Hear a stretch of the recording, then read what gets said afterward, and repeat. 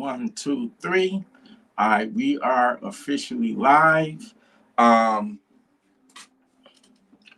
right. Can you hear me, Vaughn? Give me a thumbs up. Can you hear me? All right, awesome.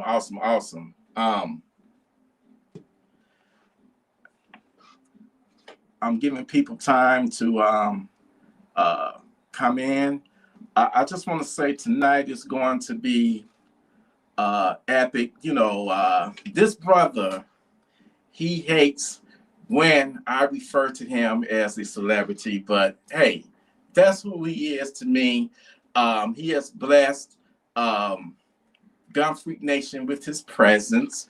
I got so many questions for him. Mr. Von Scales is in the building tonight. I'm going to chill and give more people time to come in. We got some other special guests that's going to appear later. Tonight is going to be epic. Wow. All I can say is thank you, brother, for blessing us and for the first celebrity, y'all. Come on now, this is Gun Freak Nation. The first celebrity on the podcast. I want to introduce my brother, and we chopped it up the other night. We was on the phone for like 2 hours. We chopped it up the other night, and I just want to say, thank you. I'm about to bring you to the stage, and let's see. It's been a minute since I've done this, but I'm about to add you to. Ladies and gentlemen, brothers and sisters of the Gun Freak Nation, GFN, the one of the coolest brothers that you will ever meet. I'm gonna introduce you to my brother, Von Scales. Let me add you to the stage, brother. Here we go. There we go. Here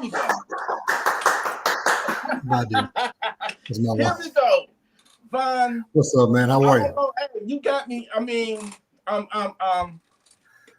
brother, I gotta say thank you again. You hear me? I have to say thank you. I mean, I want you to, tell us. I already introduced you. I'm new to this. Forgive me. Me too. Over some, just explain. Tell us about yourself, brother. Okay. Well, originally from St. Louis, came down to Atlanta on business. Through that, ended up meeting my wife, and we've been together now 8 years, and we'll be married 6 on December 15th. Oh, wow. Congratulations. Yeah. Congratulations. So and being who she was, it took me on a different route. I've never had any aspirations for television or anything like that, but here I am 5 years in on the longest running African-American reality show in history. So I feel very honored because, I've done nothing in my life that would warrant me, having that honor other than meeting my wife, but I'm very honored to be associated with them, their brand, their name, and all of that. I'm very honored. Yes, indeed. It's a blessing. So we're here tonight. Okay, let me. This all began a year ago, last November. You hit me up on Instagram. Remember that? It was last November. Yeah. It was a year ago. I did. And you had suggested to me. You told me that you appreciated the content that I was the content I was putting out. Yes. My platform. Yeah. I remember that. I still got the text. You was like, brother, you need to do a podcast. That podcast wasn't even on my mind. I was going live just being me. And I thought about it. I said, you know what? Von is right. But you also told me that you were like in the middle of, you was considering or something, working on a podcast yourself about survival. And it stuck out to me. And about a couple of weeks ago, maybe a month ago, I reached out to you because we had each other's number. We text back and forth. Mm-hmm. We never talked. Right. And I remember last November, I got the phone one that after we got done texting, you called me, but it only won that one time, and I wanted to call you back so bad, but I figured it was like a pocket dial or whatever you call it. It was accidental. You said it was accidental. I wanted to call you back. I mean, I was just tripping, man. I never, I've seen you on TV. I've seen you on the Braxtons, Family Value. I've seen you, and it was like it's a big deal to me. But to fast forward, I reached out to you, and I was like, did you ever get around to doing the podcast? And you was like, not really. Let's link up.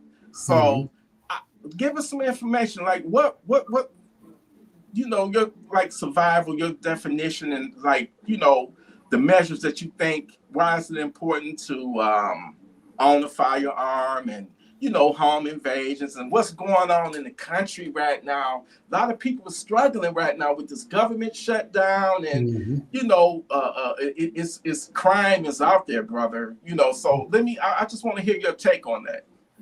Well, first off, I appreciate you having me on, but I stumbled across you on Instagram and immediately followed because there still aren't enough people that look like us that discuss gun ownership, responsible gun ownership, home protection, and what to do in the event of. And so whenever I see somebody that looks like us, I give them at least watch a couple of times. But your content spoke to me, so I'm like, I'm gonna follow this brother. And then I'm like, this dude needs to do podcast that can be on YouTube or something like that, because enough people aren't getting his message. So because it's necessary. First off, as an American citizen, I don't care what anyone else says, you have the right to defend yourself and your property and your family. Right. So, what popular opinion may be, what problems may arise from responsible gun ownership, I'm willing to face. Because I'm facing those problems, that means I'm alive. So yes. So to me, owning a gun is like having a license. It's my right. I'm exercising, Yeah. So but I just, and then you and I discussed this on Saturday. We were on the phone way longer than we should have been. We were just talking. I didn't even notice that it had been 2 hours. We were just talking about shit. So, well, when you're having fun, and the topic is, that when you're having fun, time flies. Yeah, it is, and it did. We touched on, and we could have gone another hour. Another hour.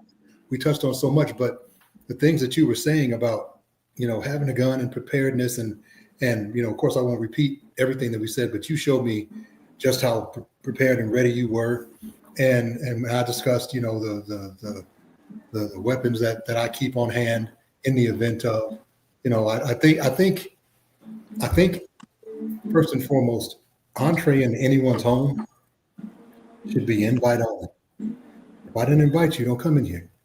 If you do come in here uninvited, right, I wish you luck. Because I'm blessed enough to have a wife who came firearm ready.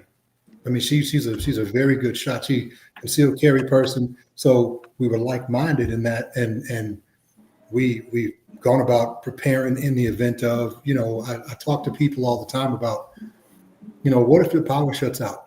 Like we had a time where it's never shut off any more than 12, 14 hours, but we had a storm here, a couple storms. When I went and got my generator, made sure my refrigerator, right, was working and all of that stuff, and I'm like, I've got some hours because, we keep another refrigerator because she cooks all the time. I'm like, we got some hours, just don't open that. We might be straight when it comes back. Right. We were at the point to where we were like, 6 hours away from having to go and get that food. And now the electricity's out. So how do you prepare that food so you can store it, to be used for a later date so it doesn't go bad? what do you do in the event that the water gets shut off? We have all these things in place. We use a ready service that provides food in bags. MREs, for lack of a better term. Okay. So we got 6 months of freeze dried food. There's add water and heat. We got a parabolic heat warmer or food warmer. So that we can. It looks like the old. It's like a stove or an oven or like a. No, it's like remember how the round thing used to go around the light bulb about on the flash bulb on old cameras.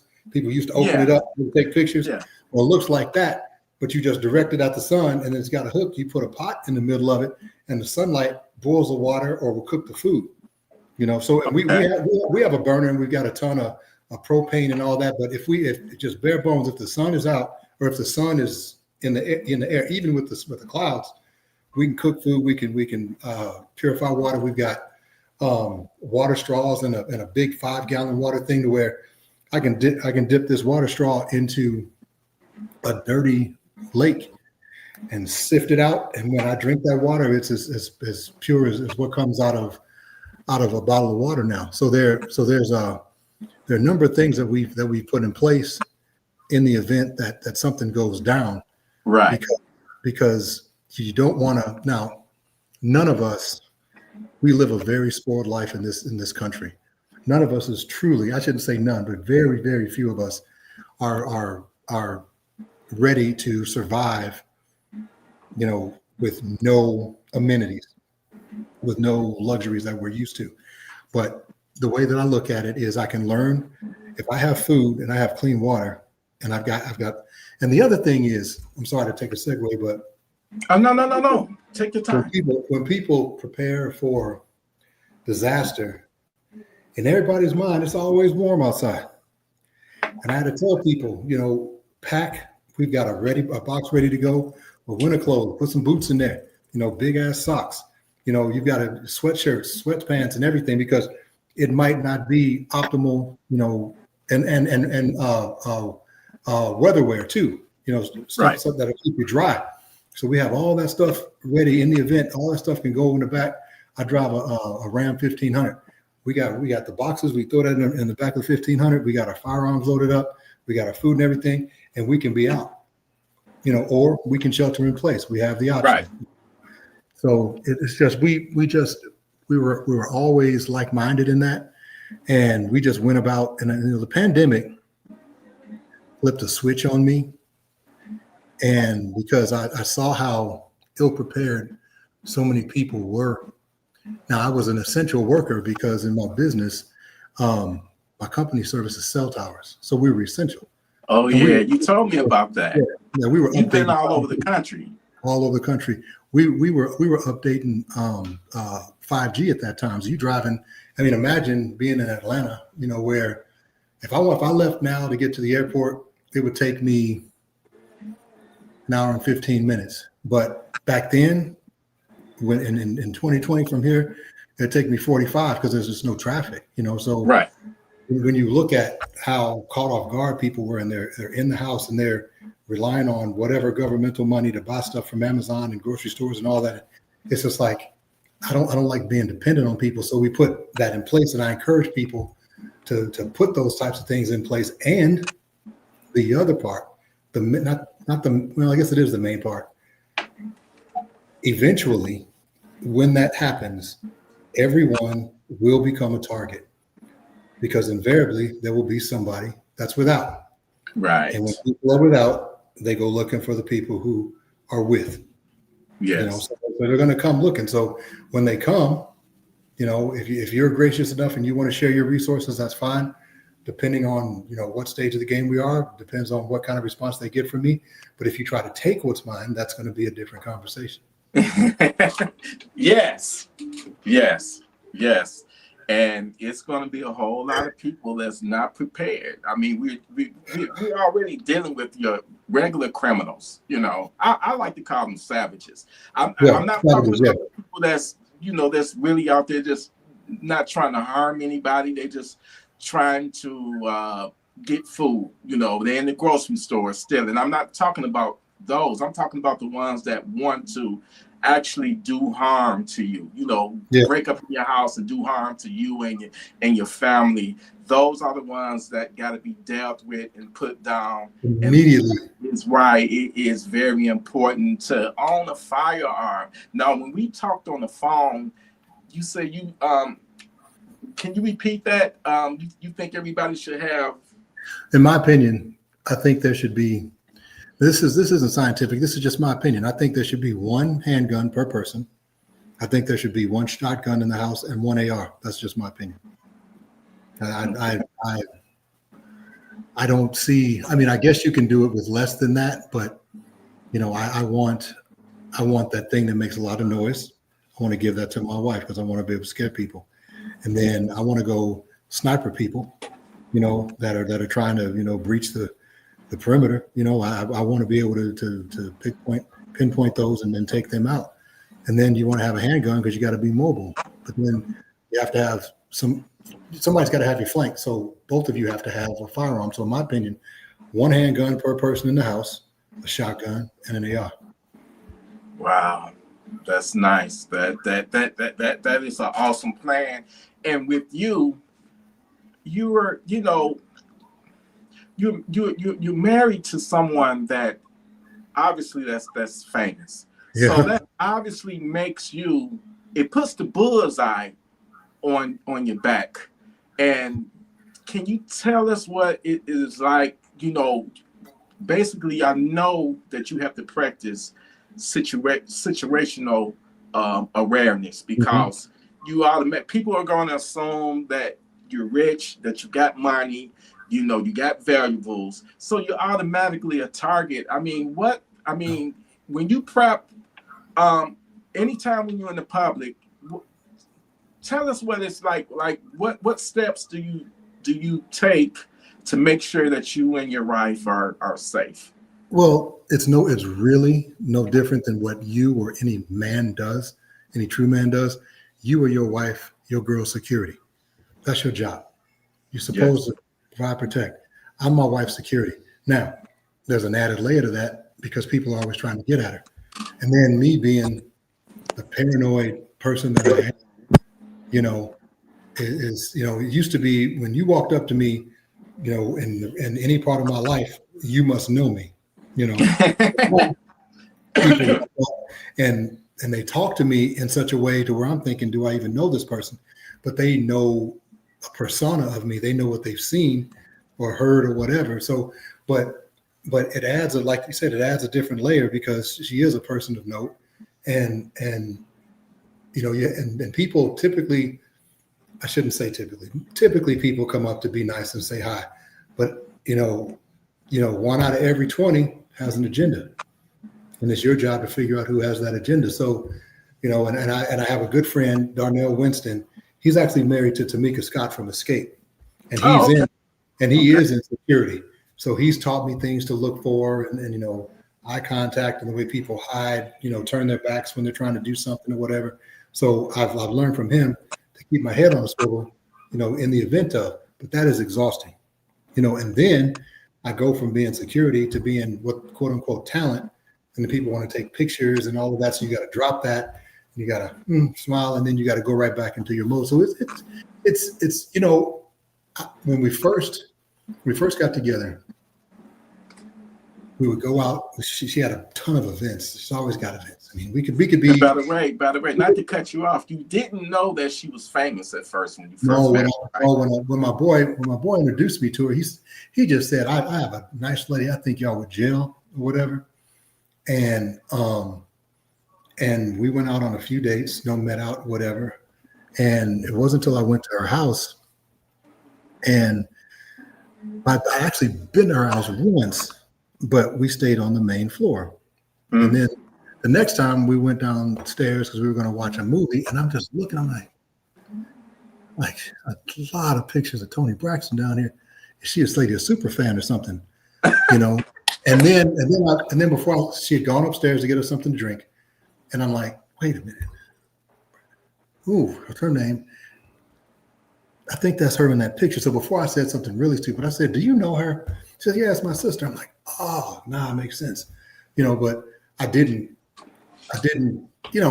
like I met tons of women in my life. I ain't never been around no famous chicks, you know what I mean? So why Yeah, would I start now? It just didn't click. But after that, it's like, oh, this is different, you know.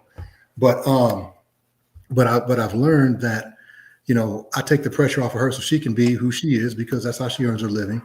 And I stay in the background as much as she'll allow because she wants me there because I'm her mate, but then my job is to make sure that nobody's trying to creep up on her. And then when we go to different events, certain levels of events, there's always security there so that I get the night off at that. I mean, we could be at an event right now. yeah, I never understood why she would get all these cool offers of things to do, all these movies, all these, events, concerts, whatever. She's like, I don't want to go, but I get it because it turns into work. So yeah, a lot of the celebrity people that we know, we go to each other's houses. Like Tamika and Darnell live four houses around the corner. Go to the corner, the stop sign, turn, walk down 2 houses, and Tamika and Darnell are right there. wow, So we go over there, and Tamika said, I'm cooking, and we just walk over and or they'll say, hey, we cooking, and they'll come over here. So we kind of make our own little ecosystem because, it keeps you from having to deal with the world. yeah, yeah, wow, wow. Um, Man, I'm speechless right now. Just it just you never know who watching your content, You and don't. You this is don't. like You this don't. is amazing. I'm And I don't know if you were scripting. I don't know what you were doing, but I saw you, but once you hit the algorithm, you're bound to come back up, right? yeah, I kept seeing you. I'm like, the way that you approach the things that you do, see, I'm a linear person.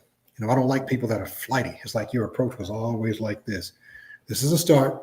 This is a path we're going. This is a conclusion. mm, And when you did it that way, I'm just like, yeah, I got to follow this dude. And so I just started watching you, and your stuff just kept getting better and better. And I'm like, I didn't think that you would know who I was because I'm nobody. But I just, hey, bro, you need to do a podcast so more people can get access to your information because you got more to say than you think you do. So that's why I reached out to you. oh man, wow. Hey, I appreciate you. Um, you know, I appreciate you coming on the platform, and I just, you welcome. I just want to put it out, let it be known that you are welcome. Whatever that you, whatever that you want to talk about, discuss, it's always open for you to Okay. come. This is your second home. Okay. Well, It could be we're either, gonna talk about guns and all that tonight, but we need to get to some wellness stuff. We need to, because the other problem with men that look like us is that we don't talk. Our fathers talked very little. Our grandfathers talked even less. They kept stress in. They avoided the doctor. They had all these things going on. Life is hard. yeah, Life is hard for everybody on the planet because difficulty is relative. The billionaire thinks he has a hard life, so it's relative. But for us, life has another layer. And then we are the most masculine men on the planet. That's why everybody hates us. So there's another layer to that can negatively impact your health, and people have to understand. People have to understand that it's okay to talk. Now, I'm not saying go to a therapist. I don't know that I could necessarily do that. But you get you 2 or 3 boys. And sometimes talking, I can get with my boys. What up, bro? You good? You good? All right. Man, and we can sit there and watch a game and drink a beer and eat some wings and not say much or nothing. And it's one of the best days ever. Like we can right. talk without talking. It's just, because I have a hard time communicating with women because I don't understand them. And it's like it's a like an oversharing of words, whereas like I said, we have a beginning, a middle, and an end. Yes. And that's it. And with women, the conversation is all over the place. So I can't talk to women because we're just different. So you got to find a place for you and your boys to get together and spend time. And half the time, like I said, we don't even say anything. We don't say much of anything. You know, we would have one of my boys is going through a divorce. We got together and we talked about the game. We talked about guns. We talked about cigars. I think we talked about cars. And the dude left with a smile on his face. You know what I mean? Yeah. We didn't even talk about the problem. It was just, I guess it was an escape type thing. But you've got to have some way to outlet your stress, because if you carry it within, it's gonna negatively impact your health. You know, so there are things that the therapies. I guess I should tell people that I've owned wellness clinics. My last one I had to close during COVID because it's a luxury item. That's why I go back into tech, because it's a luxury item. Because people don't buy wellness infusions and stem cells and exosomes and all of that. You got to educate me on that, because and I will. I mean, I go as far as you want. On the phone the other day. But I'll give you as much as you want. But that stuff that people buy when they have extra money, you got a mortgage, you got your car, you got your electricity, you got your cell phone. You're just going to go ahead and limp on that knee. You know what I mean? You just don't have the disposable income to do so. So the pandemic, made me have to go back to that. So now I just provide the service to my friends and family that need it. They call me, they need something. I have all my accounts with all of the suppliers or whatever. So if I need something, I can still get it. I just don't do it on a professional level anymore. But there are some things that you can do to positively impact your health.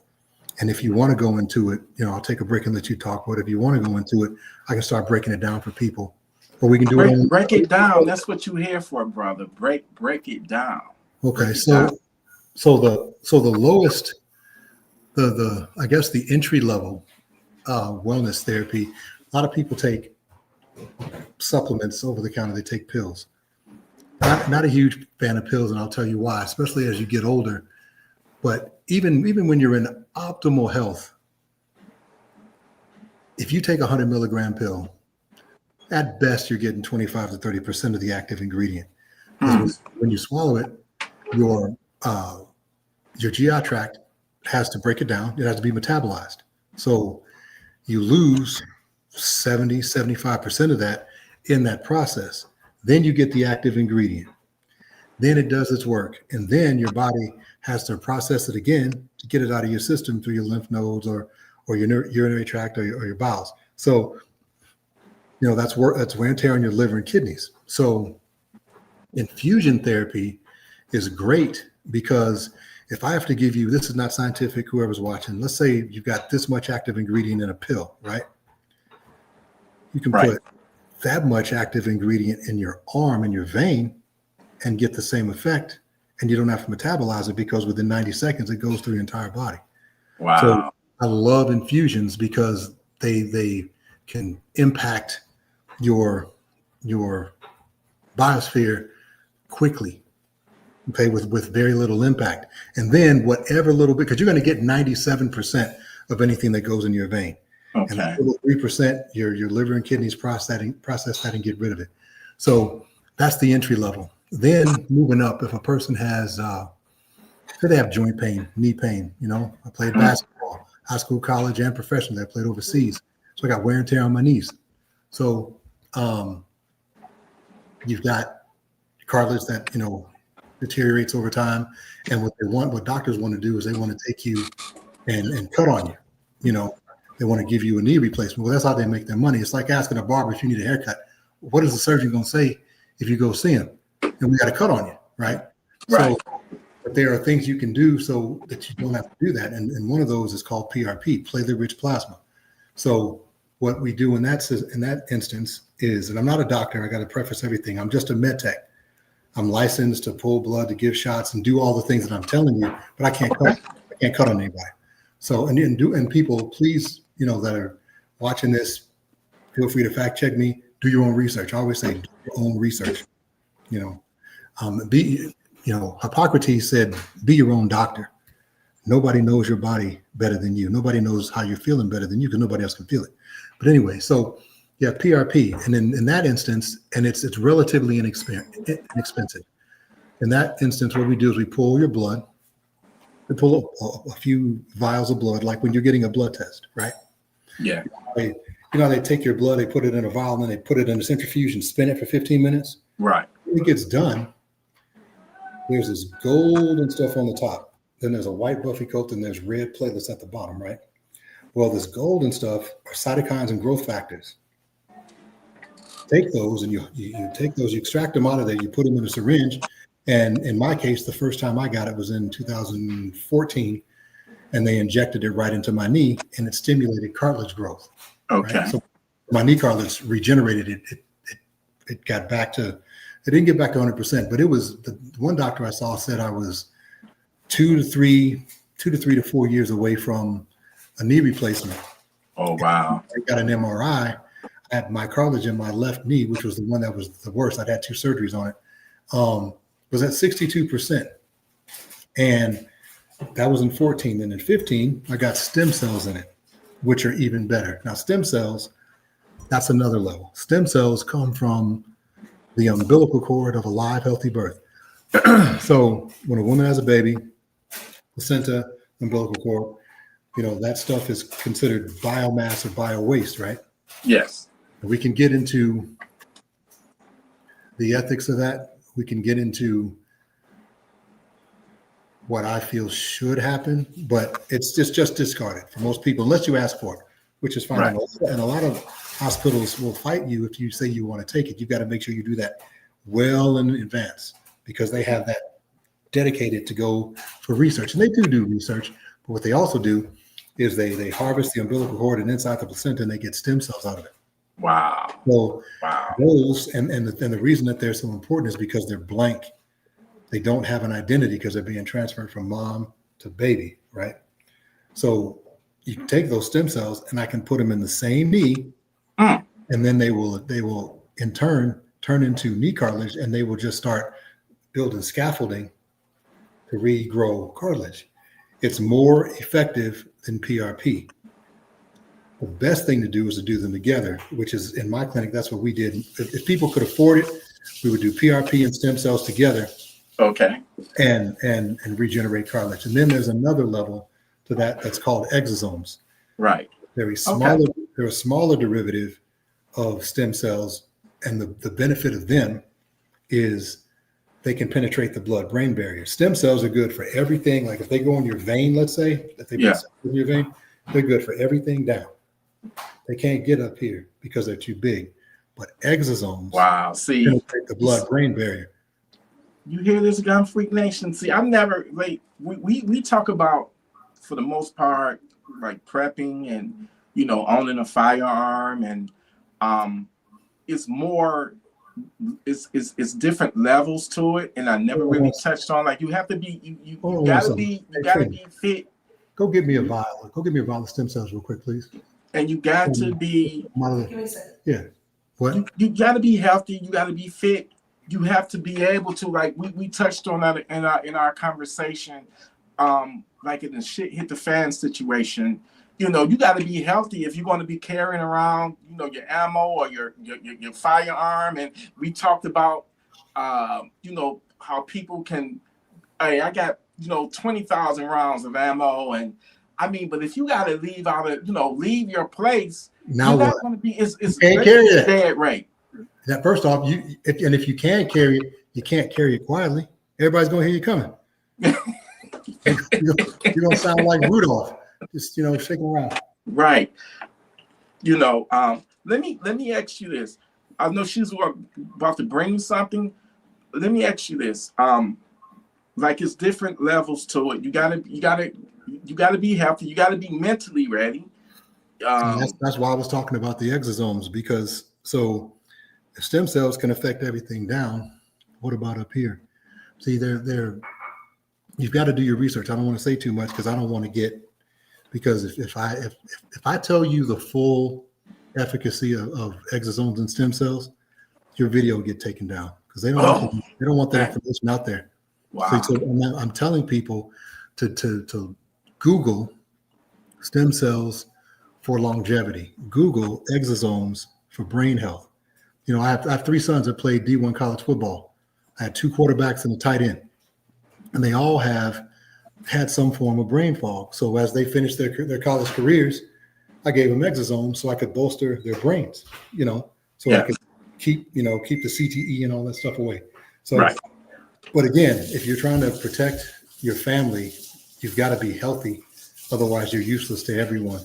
Yes. So, you got to practice the wellness. Of course, that starts with diet, exercise, stretching, all that stuff. But there's some things that you just have to do. That the things that you should do if you can. And the thing about people in general and our people in particular is that our priorities are sometimes off. You know, if I tell somebody it's going to cost you $3,000 to make sure that you don't have a limp anymore, they may think that's too much. Yeah.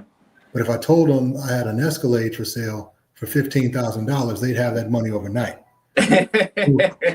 You know, you get frustrated because you're like, damn, you know, is your health not worth it? So, but that's the thing, and not enough people talk to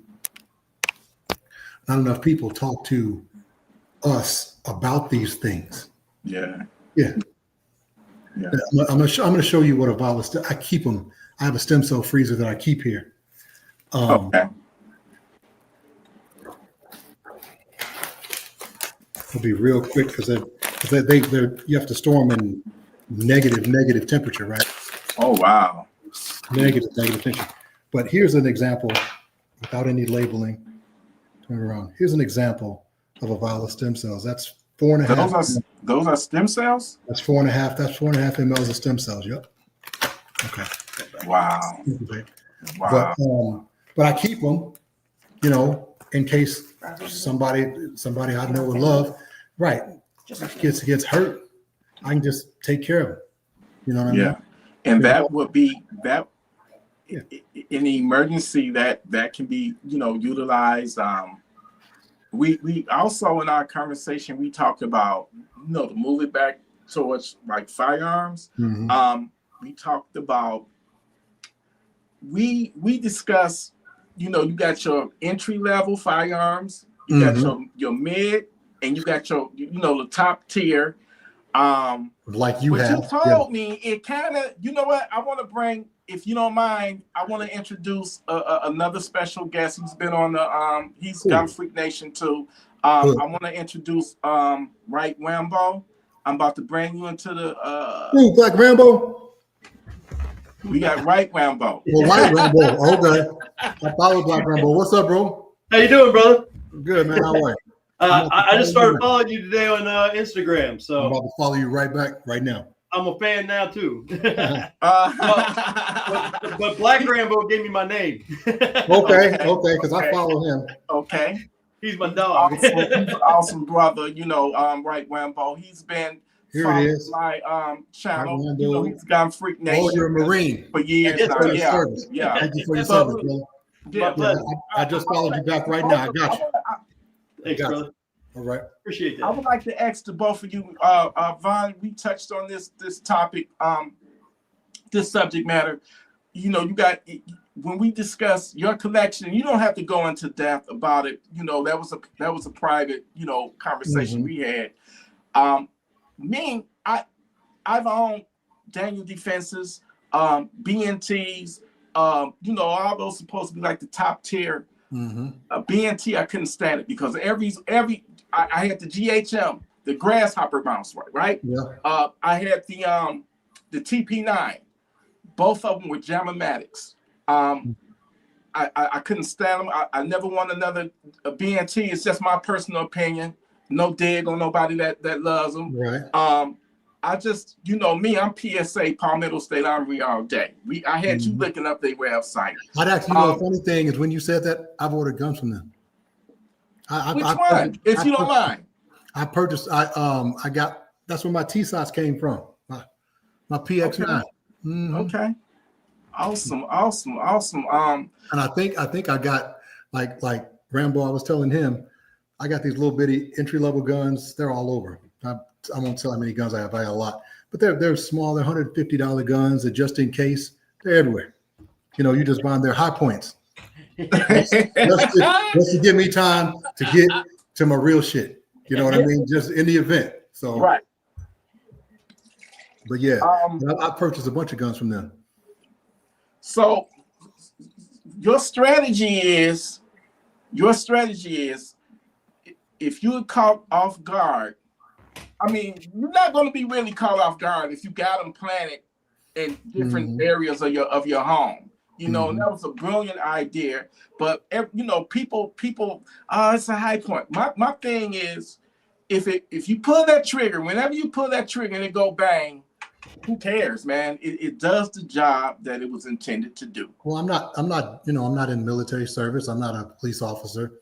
Rambo is. Okay. I'm just trying to get to my big boys. Yeah. And my favorite gun is my Kel-Tec, but I'm just trying to get to my big boys, so I can stabilize the situation. So if I can make some noise while I'm running over there to get that, wherever that is, that's just to provide a little cover, but it may be overkill, but the thing that I've learned in my entire life, it could be just in school and sports and being married, which is probably the most challenging thing anybody will ever do, is you can never be too prepared. You can never have too much training. You can never have too much readiness, So hopefully I never in a live situation have to fire any of these things. That's okay. But if I have to, they're available. Right. Right, Rambo. Jason, would you like to touch on that matter? Like me personally, I'm never gonna shoot 30,000 rounds through any of my guns, so as long as it go bang, I don't care about the trigger rate. None of that really matters to me. I mean, I want to get your take on it because, brother, you are a veteran.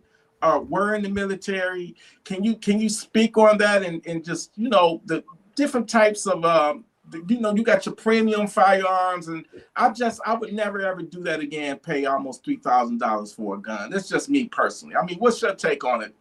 Well, sometimes you got your dream guns too. See, I got guns for different purposes. Some of them are just more range toys because they're fun.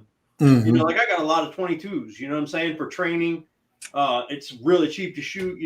I mean, I've got a 22 for almost everything that I have. Something that's reminiscent of whatever AR-15 or pistol or whatever.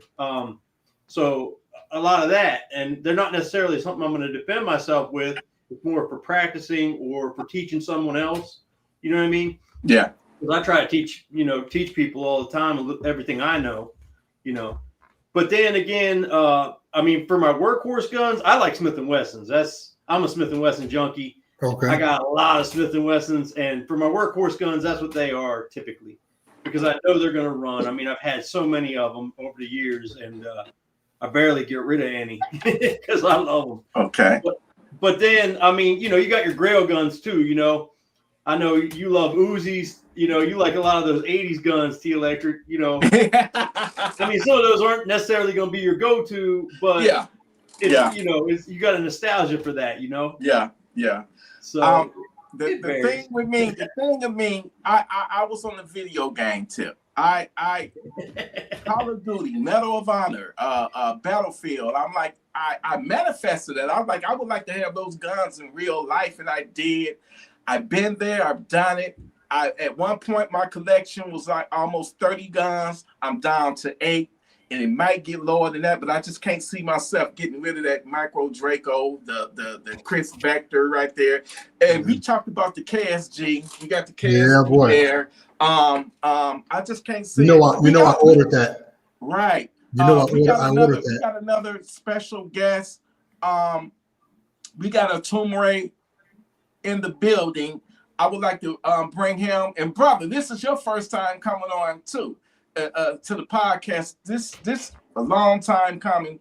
I want to welcome Atumre into the building, y'all. Let me add him to the stage. Good afternoon, gentlemen. I've been enjoying you guys live so far. Very interesting stuff there. How are you? Wow. Yes, sir. Appreciate you, brother. Do you want to what give me your angle on that topic, like, you know, high end versus the entry level. I mean, to me, if it go bang and you pull that trigger, hey, that's, you know. That's pretty much all that matters, man. As long as it goes bang. Like I told you, I have guns basically in, you know, every price level, to be honest with you. And the gun that I use for home defense, my shotgun, it's a Maverick 88. It costs $250 and it goes bang every time. I put thousands upon thousands of rounds through that gun. Wow. So a price, you know, doesn't dictate whether a gun's going to be reliable or not.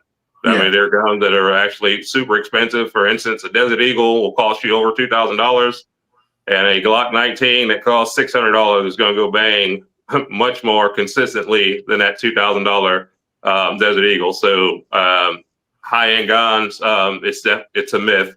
You know, you can get by with any gun that you actually train with. You know, that's the gun you actually trust with your life. My thing is, you can take a PSA, Palmetto State Armory. Yep. That 5.56 bullet is just as lethal, just as deadly as it coming out of that $2,000 Daniel Defense. You know, if you go bang, like my brother Von, you say you have a reticle firearms AR. I had one. I regret letting it go. I ended up I sold it. I regret that. That was one of the best ARs. I actually liked it better than the Daniel Defense Mark 18 that I had. Now, people be like, T, you crazy. No, that it was just something about it. So I understand you, Von, when you say that I wouldn't even call it an entry level. It was reliable, it was solid, it did everything I needed it to do, which is go bang. Me personally, I prefer an AR for my primary home defense weapon, because in Detroit, I am located in Detroit, where we have home invasions, and it's not just one savage that's trying to kick in your door. You got a whole group of savages, as many as 8 to 10, more than one. This is not the 80s no more, the 1980s no more, where you got that cat burglar, you know, trying to creep up in your house and sneak around. No, they're not coming in for your valuables no more. They're coming in for you. And we have cowards now. Yes. Cowards now. They run in packs because they're cowards. Yes. Yes. So that AR, the reason, you know, I like it is because you got the 30 round capacity. And, you know, when you light one of them up, the other one's gonna, you know, they're gonna tuck tail and get the hell up out of there. I want to know from you, Atumre, I want to know the shotgun. The shotgun, I will say this, is lethal, it's super deadly, but if you have multiple intruders. Oh, okay, yeah. Well, it depends on your training, you know, your training level. Let's just say for every trigger pull, you're going to have 9 pellets of double lock buckshot. And let's just think of it like this. You shoot an AR-15, you're going to have 1 projectile per trigger pull. And for every trigger pull, I'm going to have what we call shot. So I'm going to have shot about the size of my fist, even at 15 feet away. So what's going to happen is I'm going to have a larger probability of hitting what I'm aiming at. And also, depending on what load I choose, let's just say if I choose, let's say, number 1 buckshot or number 4 buckshot, I'm going to have a lot less of worrying about over penetration, let's say, versus something that's fast moving, let's say 7.62 by 3.9, or let's say 5.56. And then we do have fragile ammo. And it's also going to be, you know, you're not going to have as much as a sonic boom as far as sound if you are not running anything suppressed. Because if you shoot anything 5.56, 2.23 indoors, forget about your ears. And I know all guns are loud, but those have a crack that will basically make a grown man cry. I've actually shot one in a barn before. I'll never do that again. I'm talking, I was ringing for hours. So it all depends on your training level. A lot of people say with shotguns, they worry about capacity, but if you have a tube shotgun, I can stay topped off the entire time. So if I have, let's say, 7 in the tube and I have 5 more on the side saddle, for every shot I take, I can stuff another one in the tube. So I'm always going to stay topped off the entire time. And again, I'm going to have one shot probability, and I'm going to have a greater margin of shooting exactly what I'm trying to hit. So that is why I like shotguns so much, just because of the training that I have. I've been shooting those since I think I was 10 years old. Oh, wow. So yeah, Wow. so that's why I love them so much, Yes. personally. But they're not for everyone. You got to manage a recoil. You got to learn how to quad load. So there's a lot to learn to it. But if you learn how to run a shotgun, multiple home invaders will not be a problem for you. You know, put full technique. You know, learn how to manage that recoil, and you know, pick the load that works for you. Because what you choose for home defense, basically, it's about where you live, who you live with. If you have, let's say, a wife, you know, shotgun may not be the best. Maybe a PCC or even a handgun. Right. All of it is better than calling 911. You know, right. Everybody. 12 gauge, 9mm, 45 ACP. They're all faster than dialing 911 at the end of the day. That's true. That's true. Everybody's living situation, you know, it goes off of your everybody living situation is unique. Mm-hmm. You know, so you just gotta figure out what's best for you and your situation. Von, my brother, your primary I'm on Rambo's IG page right now. I'm sorry, I'm not being disrespectful. Damn. Yeah, damn. Rambo got some shit. What is that? That's my range. I've been building that. What is this gun here? Oh, I think that I have to look. Let me see if I can find it real quick.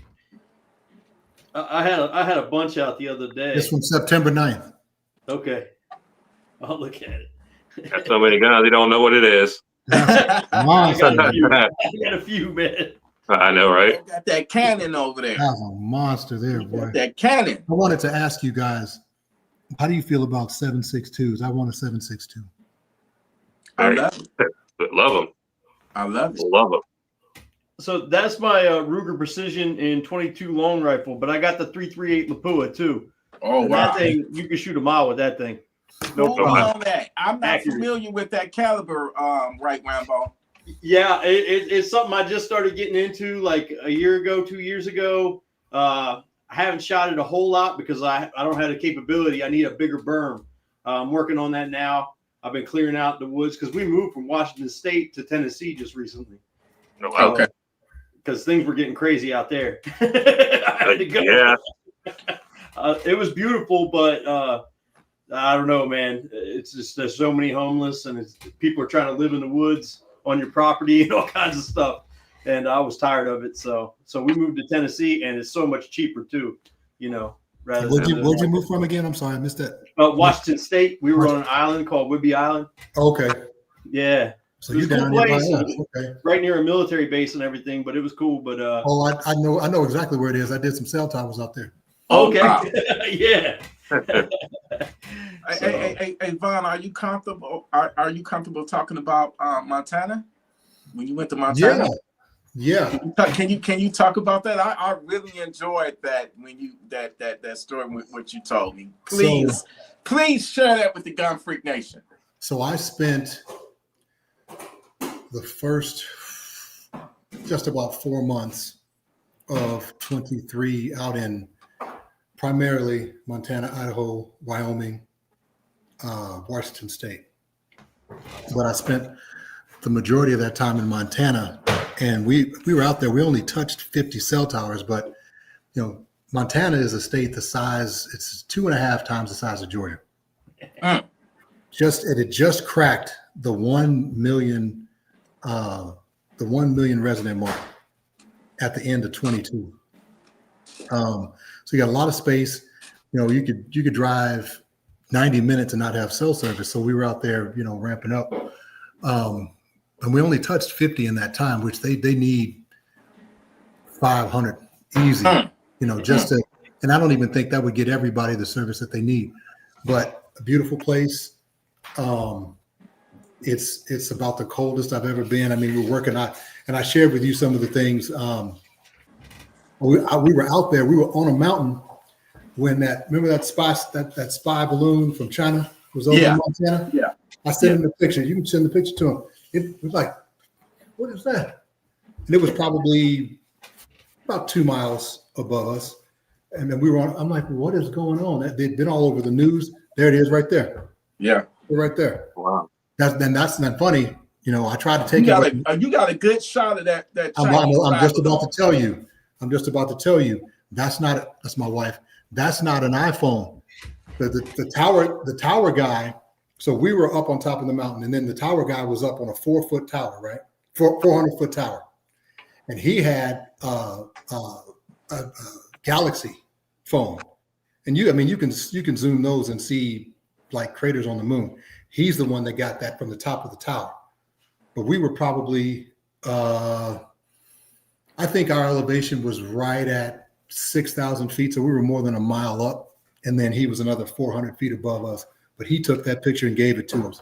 But we watched it float over our heads, man. So my point is there's something going on out there. It's not a place that I could live because quite honestly, there just aren't any brown people. And I don't know how the vast majority of that population would take me. Now, I will say this. Everybody I met was super friendly to me. And I mean, everyone. I think I had one person look at me crazy. and that's probably because this bartender was talking to me and she was just talking to me because she probably hadn't seen any brown people in a year. And so some guy that probably liked her look, but everybody else was cool. But it's too cold out there for me. Right. I mean, they got snow right now, but we were up on mountains and we had bear approach the tower site. We had guns, we had bear spray and all of that stuff. There were elk all the time. There were wolves all the time. There's a lot of wealthy folks out there too, like buying up land. That's the point I was. Okay, so we started with, you got 1 million people in the state. And we worked at this one airport. We had a cell tower at this airport we did. And it's not like they were there for service because we watched them fly in.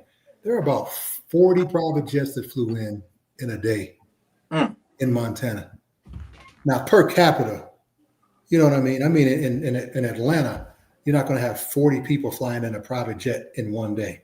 Right. And there's 7 million people here. You got 1 million people in that state, and you got 40 some odd jets that flying on the same day. It's something going on out there. I did another one. I'm gonna send you all these pictures too. Oh, okay. There were obviously malicious training out there. You see compounds, like the wooden walls that are built, and then they have the cargo net that's strewn over, and you crawl on the ground. They had all of that training out there. And it's just in the dude's yard. At the base of a mountain we were working on. So my point is that, okay, some people say people like that are paranoid. I tend to, paranoia is heightened awareness. People only laugh at it until it proves true. Right. So what made me kick it into high gear is I saw all these people out there preparing. I'm like, I need more guns. These people know something I don't. And the thing is that I don't have an affinity or dislike for anybody. My rule of thumb is you like me, I like you. You respect me, I respect you. I don't care what you look like, I don't care what your sexual orientation is. I don't care any of that. If you cool with me, I'm cool with you. And if you looked at my friend group, it's like Benetton. I got a little bit of everybody in my friend group. So, and the other thing, I'm kind of switching this, but you told me I could talk how I want to talk. Yeah.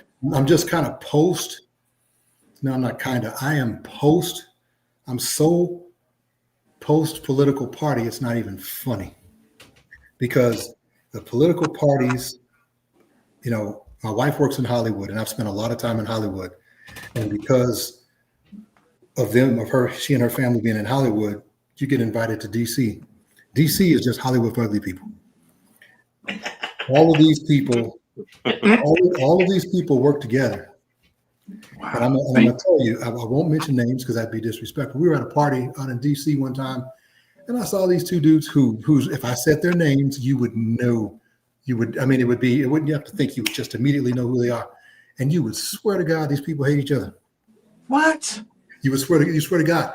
What? Beer in one hand, the other hand on the shoulder, each other. laughing, spilling beer on each other, having a great old time. I'm like, they're all in on it. Wow. This is the elites versus everybody.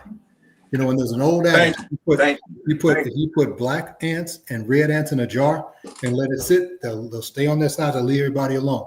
You shake it up, they're gonna fight to the death.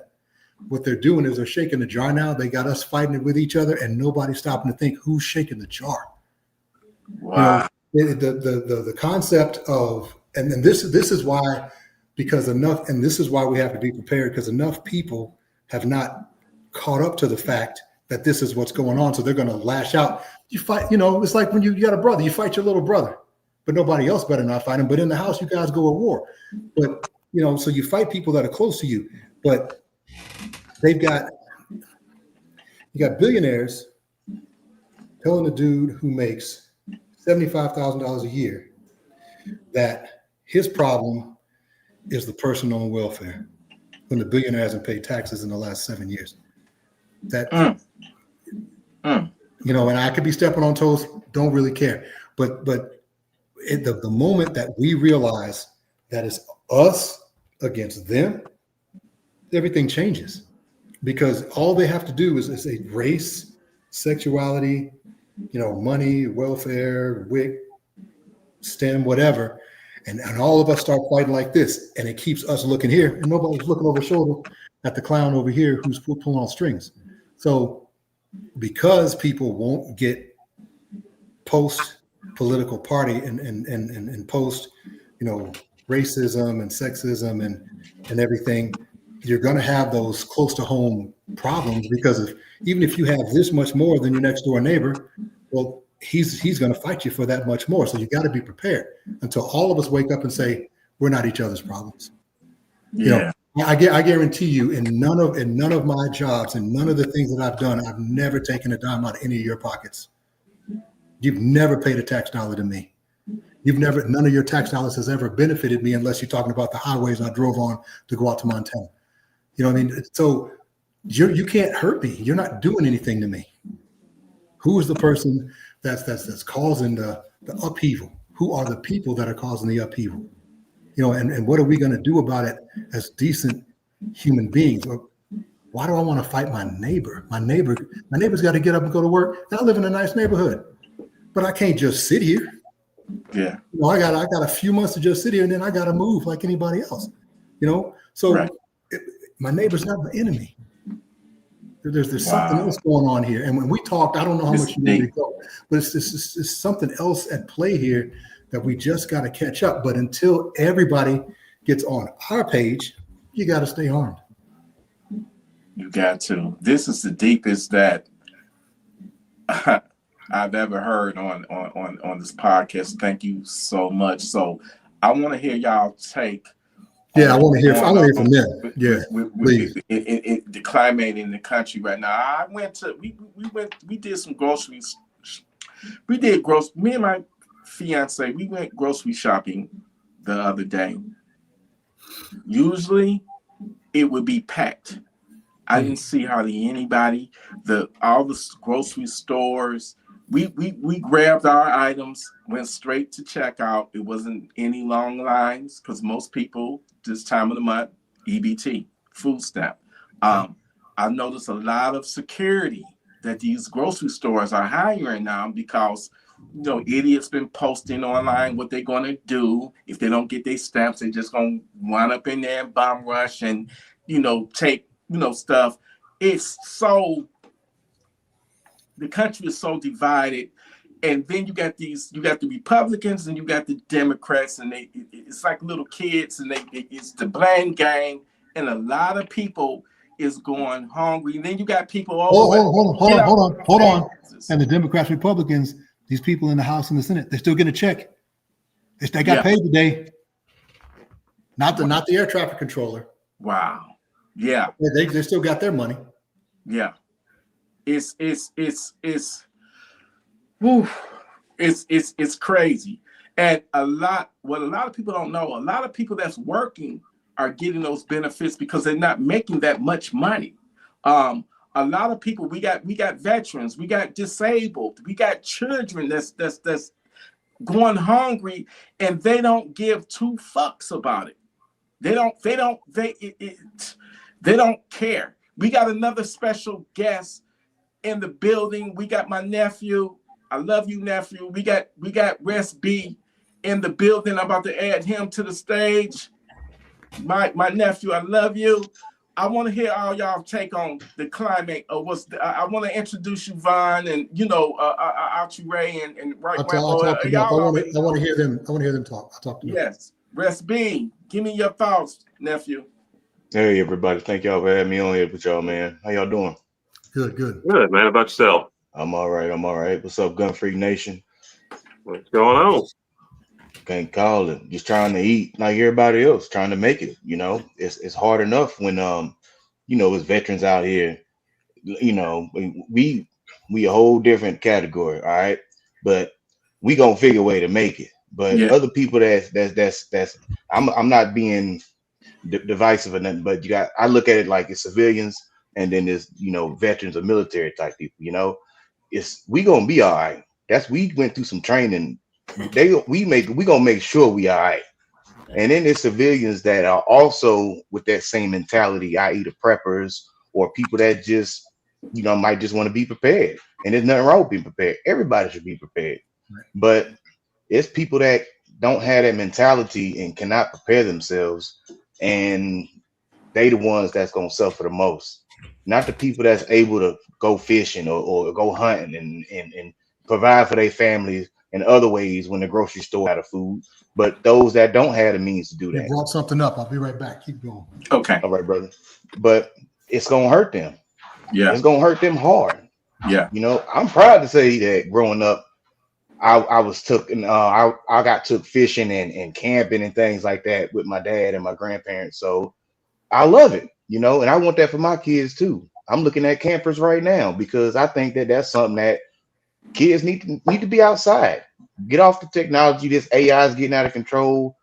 Just gotta know how to do something, because times like this is gonna keep happening over and over again. You gotta know how to take care of yourself, and eating and surviving that's just basic. Yeah. That's the basic things that we need to focus on doing, but we all should know how to do already. Right. It's folks out there that don't do that. It's folks out there that don't, take the kids shooting and things like that, or fishing or camping or whatever. And I couldn't see myself being one of those parents, seeing what we going through now, knowing that those things are basically necessities. Right. Yeah. And the kids should know how to do these things. Our young men, they should know how to do these things. They should know how to provide for their families when times like this happen. Right. And it's going to keep happening. And I'm going to say this, fishing is a great skill to have, but in time of survival, you've got to be efficient.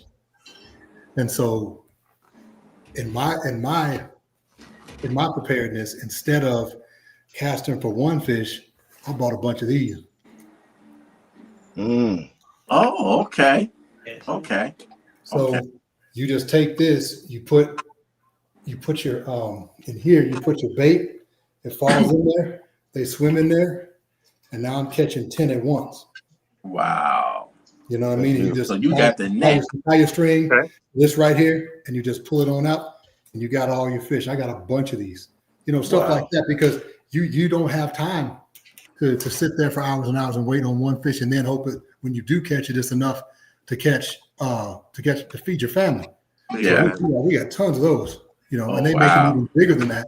But and you gotta think of how am I going? I got my fire starters, got my water purification. I told you about my parabolic. There's little things that we do. We've got our little burners that have butane or propane, whatever. But in the event, I can start a fire. I can keep my wife warm. We've got the neoprene, to keep us warm. We got our weather gear in case it rains. We got our warm shoes, our socks. We got all of these things, and they're all in tubs. I throw that shit in the back of my truck, and along with a bunch of guns, and we're gonna see what happens. So, but what you're saying is absolutely right, and And, I wasn't in the military, but both of my grandfathers were and my father was. And people asked me if I was in the military because that's how my dad raised my brother and I. So I've got a little bit of that, enough of situational awareness, enough of, things that I think that they can carry me. I hope that they can. I hope I never really need to know. But, but just the fact of trying, you know what, you're never gonna be sorry for trying. Yeah. I'm not going to be on the level because all three of you sound like you've been in the military. I know you in the military. I know you were, but Atumre, were you in the military as well? Hey, how you doing, man? Okay, well then, so all of y'all been in the military, but I don't know that I can keep up with you. But if I were on if I was on your team, you wouldn't be mad. And then if if something happens and we need power, we get power back, and we need to turn on a cell tower, I got you. Amen, Absolutely, man. Everybody gotta have skills. That's right.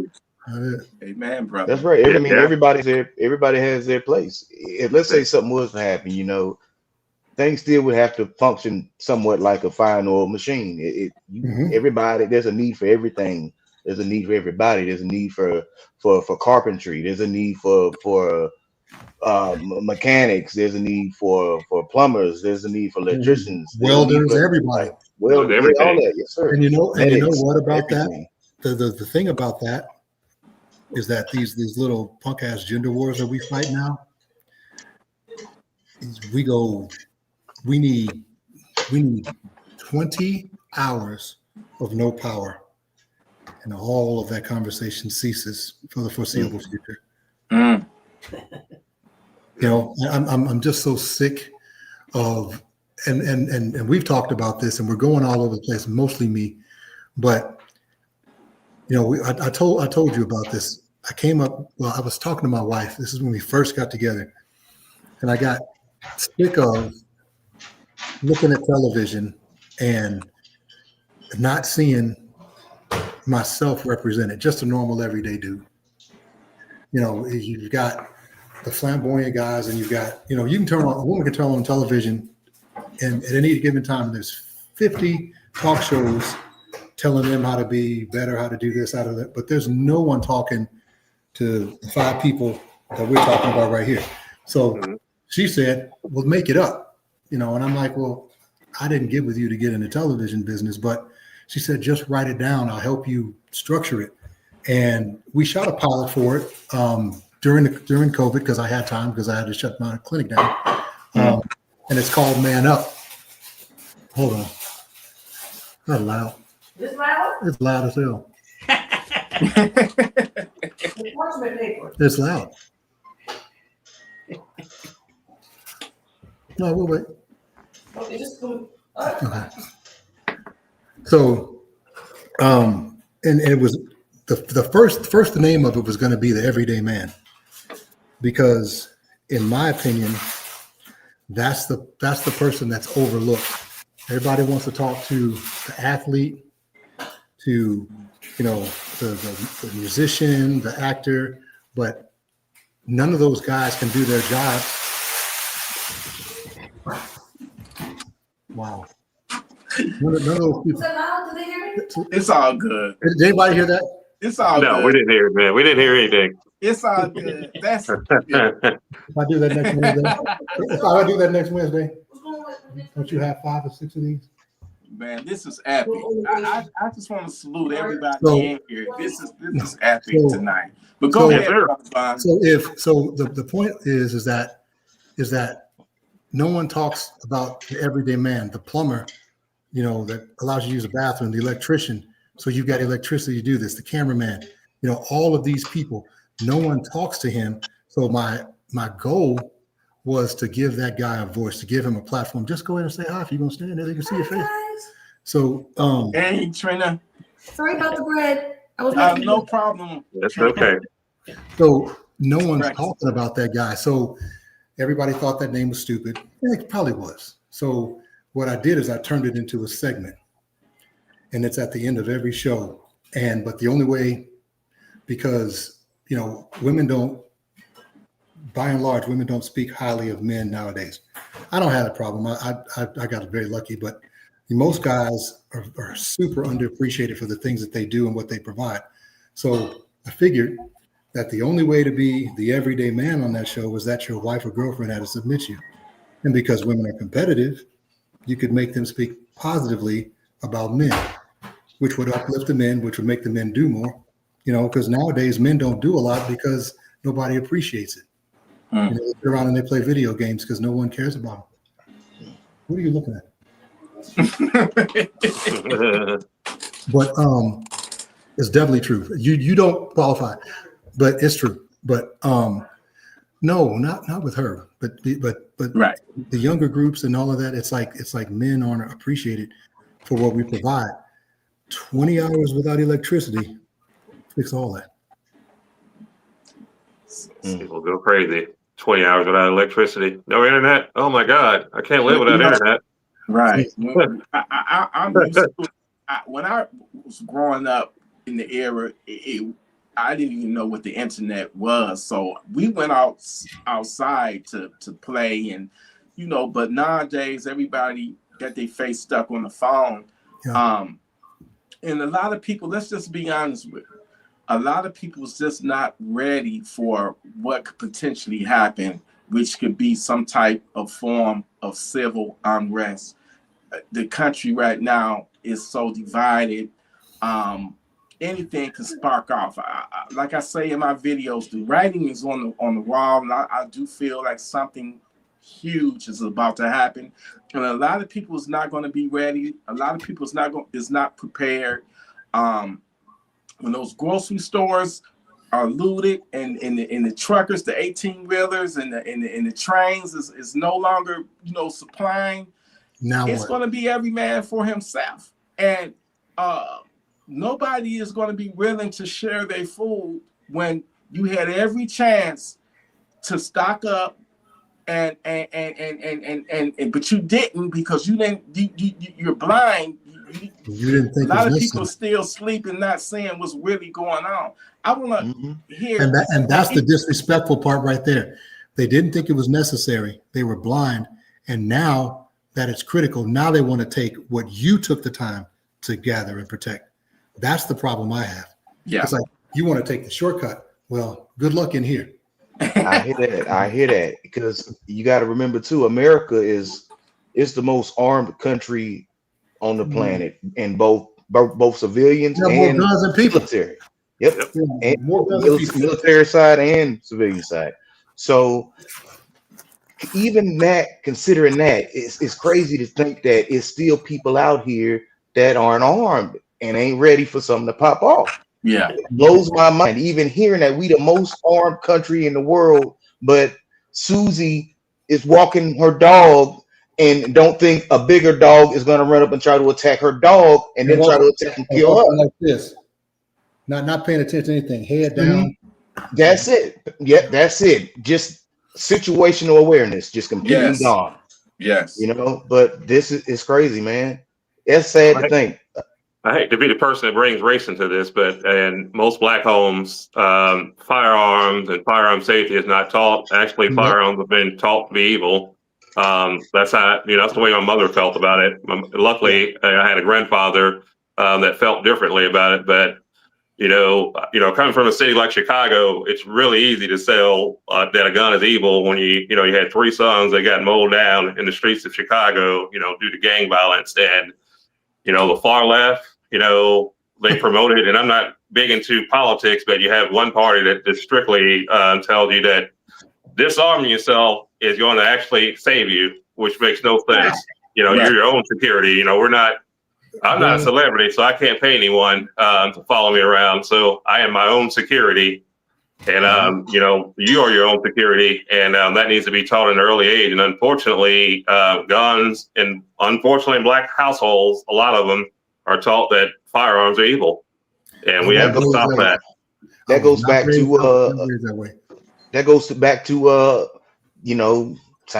I'm gonna just keep going to roll off of what you were saying. Yep. They don't take us camping. We don't go. I mean, we'll fish from the bank, but not too many of us are out there on the water in our own boats. A lot of us have them, but not the majority. Not the majority go camping. I don't hear too many of my black friends say, hey, let's go camping. You know, there's safe campgrounds out there. They worried about things like the KKK and stuff, and I could understand that. You know, that's just, you got to remember plenty of places to go. It depends on where you at. You know, Yeah. depending on where you at, you got to know what's safe for you to do and what's not safe for you to do. You got to do your research. You can't just write it off and say, no, I'm not going to do it because I'm afraid this might happen. No, you just prepare yourself just in case that shit fucking happens. That's all you have to do. And don't run and hide from the boogeyman. If the boogeyman come, you got to make sure you just send him to Funky Town. That's it. I'm the one who brought up politics, and I'll speak freely because I've been a registered Republican since I was 18 years old, because that's the values I was brought up with. You know, self-reliance. My parents worked, put my brother and I through private school. You know, the whole time. You know, it's just we were taught to do for self. And I saw a group that was taxing people and saying, give us your money because I know what to better do with it than you. And then I saw another group saying we're going to keep taxes low. And what we find is that when taxes are low, people are just more generous naturally. And that stuck with me. Now I'm past all of it now because it's become too racially charged. But I can't fit in either sector now.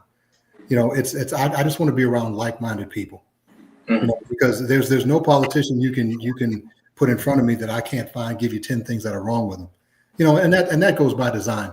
You know, it's like my wife makes her living on television. Let's say that I was just Von Scales from St. Louis and I never met her. I would be speaking totally differently, but I know that my words could affect her livelihood.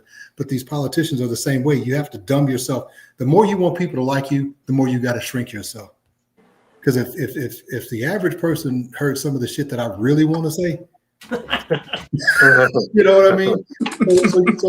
So by design, they're dishonest. And I'm not saying that they go in it to be dishonest, but you can't. You know, I like telling people, "Fuck you." You know. That's how I feel, but you can't say that if you're a politician. So I can't fit there. But the overall thing I'm trying to get at is that you can be a Democrat, you can be Republican, and most of us are 85% to the center. It's the fringe 15 on either side that cause all the problems. You know, I'm not going to say their names, but there are women in the Senate. There are women in the Senate.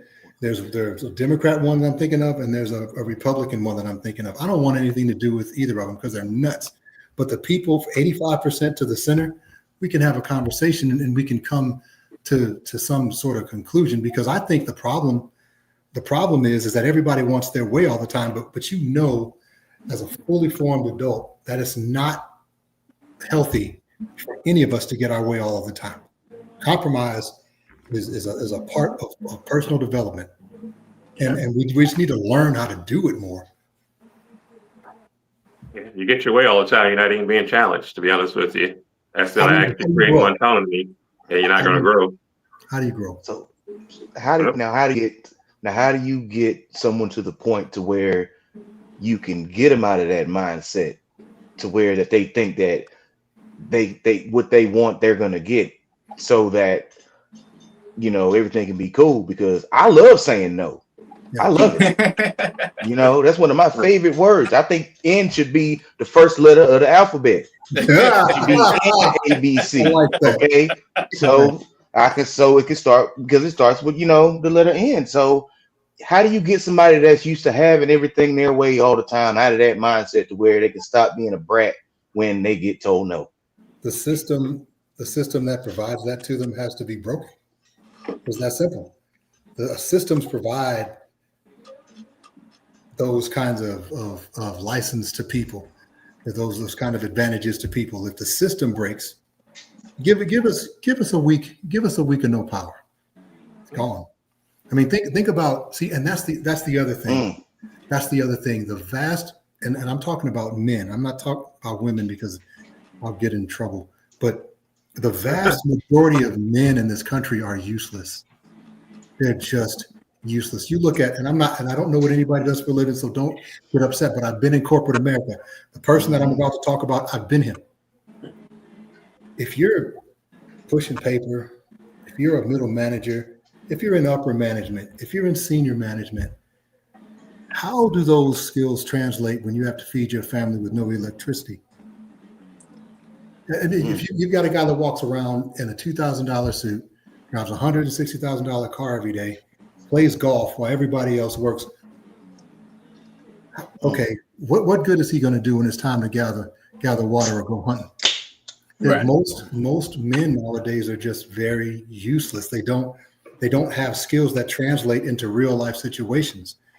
Everything is as long as the system is comfortable, as long as there's people keeping the cell towers on and police officers and military doing their thing, this guy gets to make money and then look down his nose at everybody. But if that system breaks, He's you know, worthless. it's worthless. There's a good little skit, and I need to post it. I'm gonna find it. I'm gonna post it. It's people, they work on a cruise ship, and the cruise ship sinks, and they end up on this island. And this lady, that's a cleaning lady, she's sitting there, and she caught an animal, and she's cooking, and she's eating. And the people that she likes, she's giving berries to, and some of the rabbit or whatever that she ate. And the captain of the ship is saying, well, we need to do this and to do that, whatever. And she's like, no. She's like, you can have this morsel of food. Like, well, I'm the captain, and I think I should say, she goes, on the boat, you're the captain. On here, you're nothing. You didn't cook the food, you didn't hunt the food, you didn't prepare the food, you didn't do anything. So I'm the captain now. You're useless, you know, because you were put in your position wasn't earned. And that's the problem that we have. We have too many people that were put in a position as opposed to actually earning their way to it. You know what's crazy too is how little you actually need to survive. You know what I mean? Because people get so fixated, and I do too. I mean, I like having things and guns, but really, if you had, you know, a pistol and a rifle and water and food and a shelter, you know what I mean? That's really all you need, maybe some fire. Right. But what I've been trying to do, and I call myself the prep and pimp, I've been trying to take all the natural resources in my environment and maximize them, right? So, like, I took pears and made pear wine. There you go. You wouldn't believe how easy it is to make wine. And that's something that people are still going to want, so you could barter with that. You know what I mean? I took pine needles and made a soda with that, with just sugar, water, and pine needles. You know what I'm saying? Wow. Damn. I got pecan trees on my property. So I'm picking pecans every day. You know what I mean? And I've got like 20 pounds of pecans now. You know what I mean? You were talking about power. You know, you can get these little power banks. This will at least get your cell phone charged and get you a little bit of entertainment, maybe. I've got a Jackery. Something small with that, you know. And I got a generator too, but I'm always ready for whatever happens because the military taught me, man, when it gets bad, you better be ready for it, whatever it is, you know. Right. He was just talking about, Rambo was just talking about, show my wife makes wine and stuff. He made. And it's delicious. Let me get up for her. I want her to see it. She's standing here now. Let me see her wine again. Let me see her wine again. Okay. And both of them. Yeah, so this is a soda. It's like pine needle sugar soda, and it's supposed to taste like Sprite. I saw the recipe somewhere, so I started making that. But I make you ain't tried it yet? Apple wine, pear wine, dandelion wine. I mean, there's so many things, and everybody has dandelion. We'll put time to try it right now. Then right now, live on camera, so we can see how it tastes. Limoncello and wine. And what else? What else do you make? It's mostly delicious cello. Limoncello and wine, but I've she made does. beer before. Yeah, she's made beer, but that's the thing. So once we catch some fish with this thing over here and sit down and relax, we're gonna have some spirits too. She's gonna see us. And I got a 10-gallon still. You can make like 10 gallons or probably about 8 gallons of water at a time that's drinkable. You know what I mean? Totally potable water. You could drink it. You could, do whatever. Yeah. We've got it's a bladder. It's blue.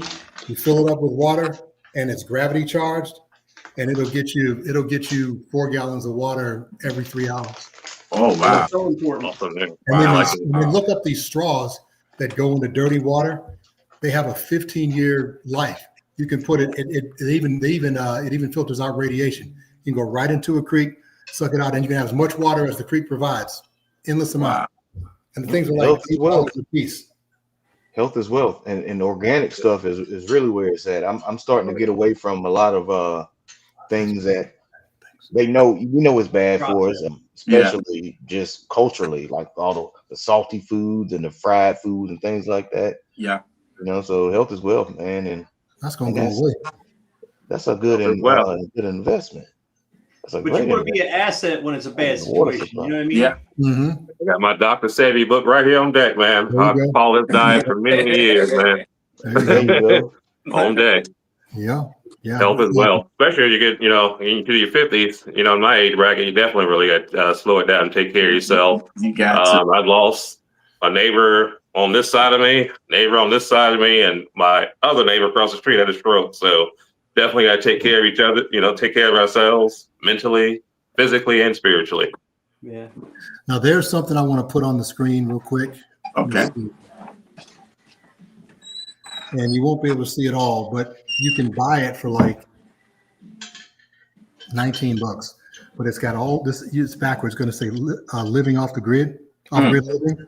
And there are so many volumes of it.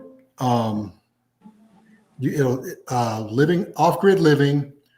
Trina, I need the cord. Water storage for preppers, food for stockpile, home canning, foraging, emergency preparedness, and home defense. All of those, you can get those for just a few dollars, and it gives you. I need the charger. And it gives you all of these tips and instructions on how to do all that stuff so you can be ready. Now we have it. I've got it on my phone, but we have it printed out and in a Ziploc. So when there's no electricity, I can read it. But I just keep it on my phone and then I send it to people because I bought it. I send it to people, that ask me for it. Okay. Awesome. Nephew. Yes, sir. Von, he's Brother Von, he's contemplating the 762 by 39. Now I know how I feel about it, and I know how you feel about it. Sell them on that particular caliber, nephew. Like you military, and I already know what you're about to say, but explain that to him. All right, brother. What would you want? What would you want, a pistol or a rifle? I want the rifle. There was one that I had in my cart, and I put my phone down for 10 minutes, and it was gone. They were on short supply. There's a Polish one that people say is really good. But I'm open to anything. But I want a 7.62. I just ordered that KSG. Oh, nice. Thank you. Very nice. And I think I'm gonna chill out, but I just want us to have everything that we need in the event, that something breaks down. So I'm just gonna keep mine, but I'm gonna get a 7.62. So what do you guys suggest? Well, you definitely need a 7.62 by 39, and I'm just gonna say the Stava. Okay, and M70. Exactly what I would say. M70. Yeah. Which one is it? Huh? Which one is it? The Stava M70. Made in Serbia. More than that, you say you want the full size. Like me, I like the compact shit. So the Stavas I had was the that's it. That's the one I want. That's it. M92s. Oh, you want the M92? The M92 is a short one. Yeah. No, this is the one. I want the full size. Yep, that's it. Full size. That's the one I want. I got the M90. Yes, sir. Very solid. Oh, how you like it? I love it. That thing's a beast. Really? Do you have any video shooting it, man? You got any video shooting it on your page? I think I do. If not, I'll make another one. I got the shorter version. I think I got some footage of me shooting mine. I got the Draco now though. It's nice too because you got that mod so that you can put a optic on it or whatever if you want to. It just snaps right in and it works great. That's the one I want. That's it. I couldn't find it. There you go. Thank you. Hold on, can I can show a picture on here? It ain't gonna. Sure, yeah, you can show a picture. You Actually, can I already show did it. it. You just can't. I You just can can't touch a gun. show it. You just can't have it in your That's hand. mine right there. That's my M70. Yeah, nice right Oh there. wow, Yeah, bro. Yeah, that's nice. That's that's nice. my baby. That's my baby. That's one of them I'll never get rid of. That's my baby. But Yeah, you can't get all of the imports that you used to because they had the bans and the sanctions. So you can't get all of the imports that you once could. They were back in the Right. day. You used to be able to get a AK for like $200. I'm talking about high quality imports. Yeah. Man, I had an SKS, and if I'd have known it was gonna turn in what they are now, my SKS was 200. I know it was like $180. Oh wow. And he was like, "You give me 200, I throw in some ammo." So he threw in like a little plastic tote about 200 rounds of ammo. Wow. Mm-hmm. Those Yeah. were the days. Yeah. Yeah, Everything. that was it, man. You couldn't beat gun prices back then. What you got right, Rambo? Oh, There's that's mine. your Stava. Yeah. Yeah. That's That's the M90? But that's a 5.56. Right. I Okay, see that it's got the straight. The mag is a little straighter. Yeah. And see, I had the same furniture, but mine didn't have the folder. I just had the what is it? The Archangel stock on it. Okay. And then Come on up in. I had the same polymer rubber, like the whole rubber soft. I off that. I put a cheese grater on top, and I bought me just a plain regular wood handguard from Zastava, and then I stained it myself, and then just put a couple coats of clear on it, just to kind of give it a little shine. But then I kind of dull it a little bit so it looks a little worn. It's tight. Yeah, man. I got the side the optic mount. They make a proprietary mount for their AKs. Yeah, it just pops right on, and then you flip a little Mhm. lever, and then you can put your optic right on top. It's, Right on there. It's nice. Right. It's easy, but it's either that or go with like a dog leg dust cover. You know what I'm talking about? The dog leg top cover is either that or I don't know, man. I can go either way. Yeah. So, But if you go ahead. I was gonna say the thing about that with the Zastavas is if you go with the dog leg rail top cover and you put your optic on there, the only way you're gonna be able to get that optic off is if you actually keep taking it on and off that dust cover. But if you use the rail that goes on the side, Pop it off, and keep your optic mounted on it, you can just slide that on and off whenever you want. Right. So Are you you can talking go back Midwest from Industries rail or Yep. okay, That's Midwest the one. Industries, yep. I know about that. Definitely. Yeah. So But yeah, it can go either. Yeah. It go either way. I would like to ask all of you a question. Like, I heard that every gun that's in your collection, it should be for a particular purpose. Brother Vaughn, I have a question for you. So you want a 30 caliber, basically, which is a 7.62 39. What is the reasoning behind that? When you already got a 5.56, you got a 9mm, I believe. What's the purpose? What would be the purpose for that 7.62 by 39? And okay, so I out of this group, I know the least about guns. So let's just say that I have my 5.56 to shoot through my walls. I want that 7.62 to shoot through my wall and his wall. it will. and For sure. if you think about it too, if you're scavenging, like say it gets real bad, and you're scavenging, well, if you find a bunch of 7.62, the only other thing you could do is barter with it. You know what I mean? Whereas you can actually utilize it, so it's actually kind of good to have multiple calibers in a sense. Okay. You know. I agree.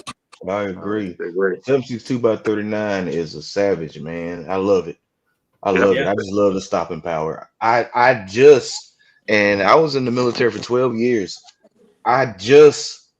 This year, 2025, on the outdoor trader, I traded a guy Glock 36.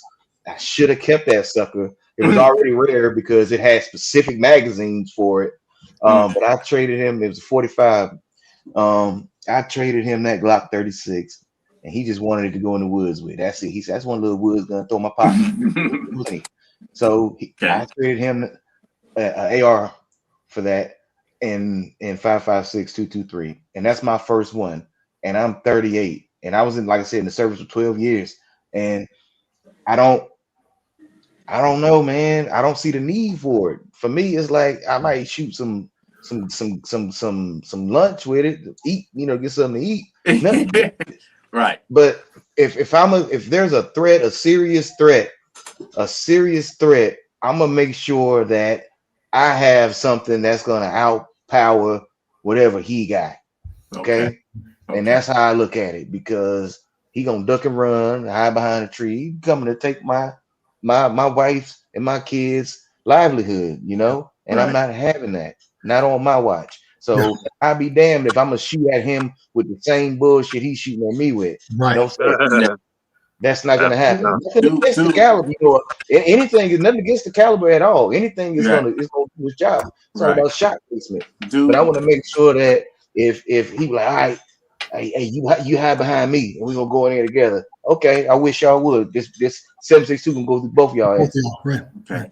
I want to know what y'all thoughts on the 30-06 and do any of you own that particular? I don't have one. No. I don't own a firearm that shoot that particular caliber, but I hear that it's a hunting, It is. yeah. Well, I'll tell you this right here. That? It's not the round that killed Charlie Kirk. I know that for sure, because 30-06 would actually had an exit wound. He had no exit wound whatsoever. So, there's still something funny going on with that. They try to say he got shot with 30-06. I'm like, there's no way. And there's so many videos online right now showing you that there's no way Charlie Kirk got shot with 30-06. It was his microphone. They need to stop, man. They did that to that man. It was all a setup, man. Yeah, it was. Wow. It was. He talked about that. So, Vaughn, you said you believe that the microphone was rigged. You said that if it was a 30-06, he wouldn't have a head. He wouldn't have a head. Yeah. No way. He would have been decapitated. If you ever shot, deer hunt or bear hunt or anything like that, absolutely there's no way in hell that was a 30-06. No way. But it's a strong caliber. See, and that's the problem. That's the problem with people being uneducated. Mm-hmm. It's they're playing in our faces right now. Yep. And I just, it's okay if you stay over there and think I'm stupid. That's cool. But you can't convince me of some things that I know. Don't play in my face like that. That makes me very, very angry. I promise you, I get real angry about that. I've never shot it. I've been on the range with 30-06 where they're shooting the gelatin and human-like, bodies and all that. Mm-hmm. There's just no way. There's just no way. I'm not into politics, but I had a 30-06 one time, and that thing was nasty. Yeah, nasty. It was a rifle, wooden stock and all, nasty. Action. Okay. I also had a 30-06. I had a Savage 30-06, and it had the polymer stock, and that thing was like, I don't know. Well, I had a bipod on that, so I don't know. It had a little bit more recoil. You would expect the wooden one to have more recoil because it was old, but nah. That polymer stock is not where it's at. The more weight with them things, the better, especially with a hunting rifle. But then again, you got to make sure it's light enough to trek through the woods with. 308's a similar caliber too, and it's cheaper. So I'm leaning more towards 308 because it's very similar ballistically, but in velocity. But I'm looking at that just because it's cheaper to buy by the case. Go for it. It's still expensive as hell. Too, right? Mm-hmm. At 308 can reach out further too. Yeah. Go for it. I sold mine. I had a 20-inch heavy barrel on mine. I sold that sucker. I missed that gun. 308 passes passes 1,000 yards. And I've seen people stress in 308. Really. Mm-hmm. I've got a question for everybody too. What do you guys think about bullpups? I like them. That's what KSG is basically a bullpup design, and it's reliable. The thing about bullpups is most shotguns are usually long. Bullpups, what they do is they shrink the shotgun for you, and a lot of times they give you the same amount of rounds or even more. Like the KSG, you can get 2 with 7 rounds on both sides. That's 14 rounds of double buckshot. Don't forget the mini shells. I was talking about the ones with the mini shells in the KSG is awesome. I've owned several bullpups. The Tavoy, the IWI Tavoy X95. What was the other one? I had the RDF. I mean the RDB. It was another one that I had. It was the Caltech RDB. I had the RDF. Yeah, the one that had the double barrel. What was that one you had? The double. Yep, the Tavoy. I had the shotgun version, the TS12. Yep. I mean, they awesome because it makes the gun more compact. You know, it makes the gun more compact. It's awesome. You know, no issues, no failure to feeds. I had no problems with it. You know, yeah. I really like that Tavor because it has like 3 tubes. Yeah. Because if you wanted to say, hey, I got 1 tube with slugs, 1 tube with double lock buckshot, next tube of this. Yeah. I really like that. And you know, you get 3 tubes of 5. That's good capacity. Is that next on your list, Brother Vaughn? I'm looking it up now. Hey, man, we're gonna be a bad influence on you, man. No, quite the opposite. I'm here to get an education. Yeah. Hey, man, we got more education from you now. You got a pump. You got a pump shotgun. It's good to have just a standard regular pump too, man. Yeah. Okay. That's where it's at. I'm a pump guy. I have 2. Maverick 88. Maverick 88 sits by my bed every night. Oh, okay. Yes, sir. Yes, sir. Go for it. Love it. I have a Mossberg. How you liking that copperhead, Atumre? How you like the copperhead? I love that fire out there, man. That's like one of the most fun guns to shoot, man, because it's like no recoil. You know, copperhead is real heavy. Yeah. And you shoot 9mm, it just shoots just so soft. My wife liked that gun, so she ain't trying to get that back. What's the deal with the one that's going off and killing people? You talking about the SIG P320? Yeah. What's the deal with that? Oh man, yeah, they still got legal stuff going on with that. They're saying there's something going on with the firing pin. You saw those videos that they were doing when the guy was just testing it and barely touching the trigger. The thing just went off foul. It all started when that guy got killed, but there were like several cases before that. They already knew what was wrong with it, but they kept issuing it out to law enforcement when they knew for years that this gun was actually going off without anyone pulling the trigger for many years. I was mad at the military.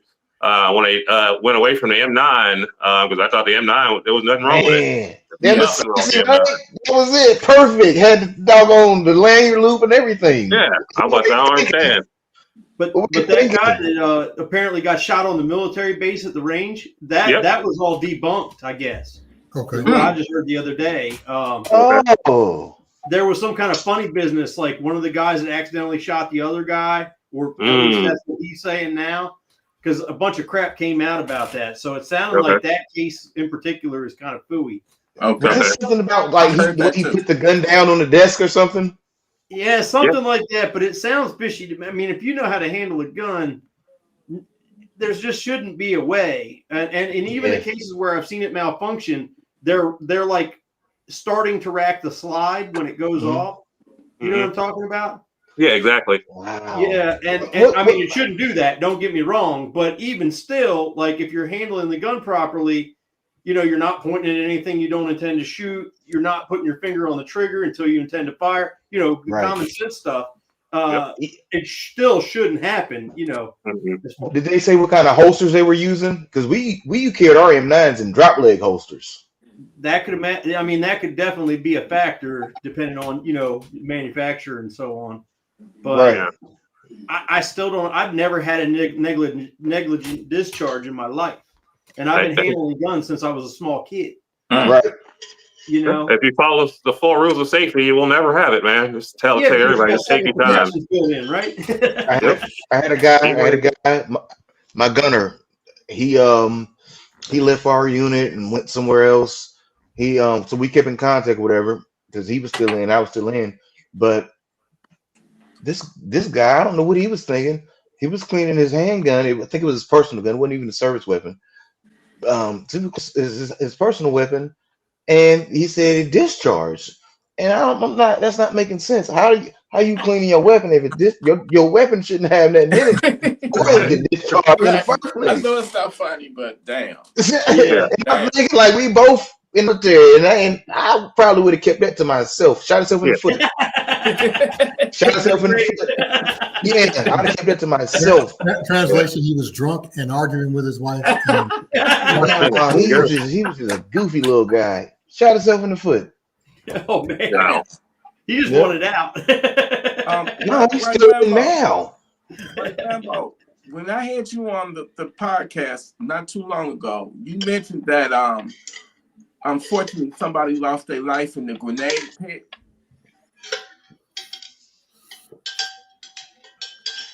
During training. Remember you told me that?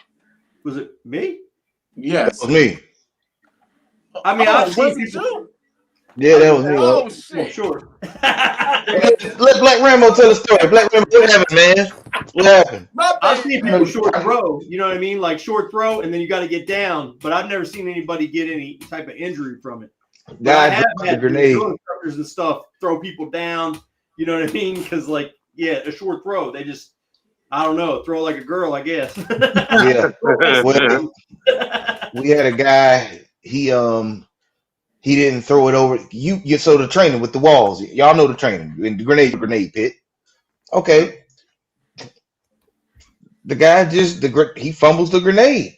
Oh God. The instructor jumps over that. There's like a big center block in there in the middle, a piece of concrete. He jumps over that and gets down, and the kid dies. Oh wow. Yeah. That was crazy. Yeah. That was crazy. That was crazy. That was crazy. Like, I don't see how you're as an instructor that you're an RSO. That's your job. That's your job. That's everybody. Like I said, everybody has a place. And if something was to happen, we need the medics. We gonna need some RSOs, but we gonna need RSOs that's not gonna freaking jump out the pit or whatever, run when the soldier fumbles. Well, it seems to me maybe they should have some kind of like a flak jacket laying there or something they could throw on it. You know what I mean? Or some kind of like a armor plated blanket or something they could just toss on it. Suppress it. Yeah. To be proactive. Yeah. Jeez. That would have helped. That would have helped a lot. Yeah. Did you guys see active duty? Oh yeah. Oh yeah. I mean, like, that was my next question. In Operation Iraqi Freedom. Yeah. Thank you all. Absolutely. Yeah. And then thank you for the service. Peacekeeping mission in Africa. Do what? Were you in Afghanistan, right, Rambo? I was briefly, but most of my time was in Iraq, and then we did a lot of time in Afghanistan or Africa. We went to Djibouti, and then we went to Liberia and did a peacekeeping mission. Cool. I heard you say Africa. I didn't hear what part. But Liberia was where we spent most of our time. We did some training in I can't remember, Djibouti as well. Okay, cool. Yeah. But Liberia was crazy. That was I heard, man. Liberia was really crazy because they were having like a civil war over there. That's exactly what was happening, and my whole unit got everybody that touched the ground got malaria. What about Nigeria? Because I'm hearing them, top of the news now. A lot of Christians were allegedly, executed over there in Nigeria. I'm not falling for that. I'm sorry. Yeah. I'm not saying it's not happening. They're using that as a catalyst to go in there because those countries are now aligning and figuring out their value and controlling their own resources. I think it's just a ploy to start a war. That's my opinion. What do you think about the Venezuela situation? Well, I'm not going to go too far with that, but I'm going to say this. That's one of that and Argentina are one of the main places where the Nazis ran when they fled Germany. I just think so you're going to take, first it was 20, there's $40 billion, and you're going to give it to our soybean competitor. And then our soybean purchasers, the guys that buy our soybeans, are going to go buy from them. So we got a double whammy here, but we're not taking care of our farmers. In my opinion, it's not even an opinion. If you just spend enough time and connect all the dots, if anybody were to get banished from this country, I'm not saying who, but if you've got money and you've got influence, you might want to go to Argentina or Venezuela. They're very, very nice places. The climate is conducive. You can grow food there. Extradition not a problem. But you've got us giving $40 billion to a country when we got farmers right here that are starving. And then you've got our vice president, who is one of the major shareholders. His company is one of the major shareholders in Acre Trader. Have you heard of Acre Trader? No. It's exactly what it sounds like. Look it up. It's a conglomerate that goes out and they buy foreclosed farms and they put them under corporate management. So, they're going to fill all that land with GMO seeds so they can maximize their crops and also feed the pipeline to the pharmaceutical side of things because they don't have the nutrients and the vitamins that they should. And they're literally, instead of giving that $40 billion to our farmers, they give it to someone else. Let our farmers starve, lose their farms. Acre Trader buys them, puts them under control, and now then the price fixing on the food comes into play. I just don't understand how we gave that much money to a competitor, and then China, who buys tons and tons of soybeans from us every year, they haven't bought a single one. And then they went right to Argentina. Well, what I've been hearing too, China's buying up a lot of land right outside military bases. They are. Oh, shit. Which is kind of suspect. Mm-hmm. And then Qatar is being allowed to build a military base in Idaho right now. They got the go ahead to build. When have we ever had a foreign country with a military base on U.S. soil? When has that ever happened? Man, that's the thing. And so when everybody has access to the same information. Not everybody is type A personality, ADHD like I am, to where I look for patterns in everything. I understand that. But you got to be a damn fool not to see something wrong with something. You may not even know what. You walk into a room and you're not supposed to be there. You're like, something's not right. I don't know what it is, but I probably shouldn't be here. Everybody's got that. But it seems like as long as people have got this in their hand, it's like it's a pacifier or something. As long as that's in their hand, you know what I'm saying? Right. As long as that's in their hand, as long as I got my Wi-Fi, I'm cool. Yep. Nobody's looking around. It's how are we allowing these things to happen, and nobody's putting up a fight. Nobody's sounding alarms. I don't know. When you said that, I had to look it up, brother. All I could do was laugh. I can't believe that. Yeah, that makes no sense. See, but here's the thing. It's like, and I'm gonna be the idiot on the show. It's fine. But while Charlie Kirk was being assassinated, they passed another vote so that they wouldn't release the Epstein files. It's like every time they do something, there's a distraction. It's like as soon as I saw the UPS plane crash, I'm like, what happened? And I'm like, the government shut down, so they couldn't have done. But there's something every time there's this big catastrophe. You got to look to see what's really going on,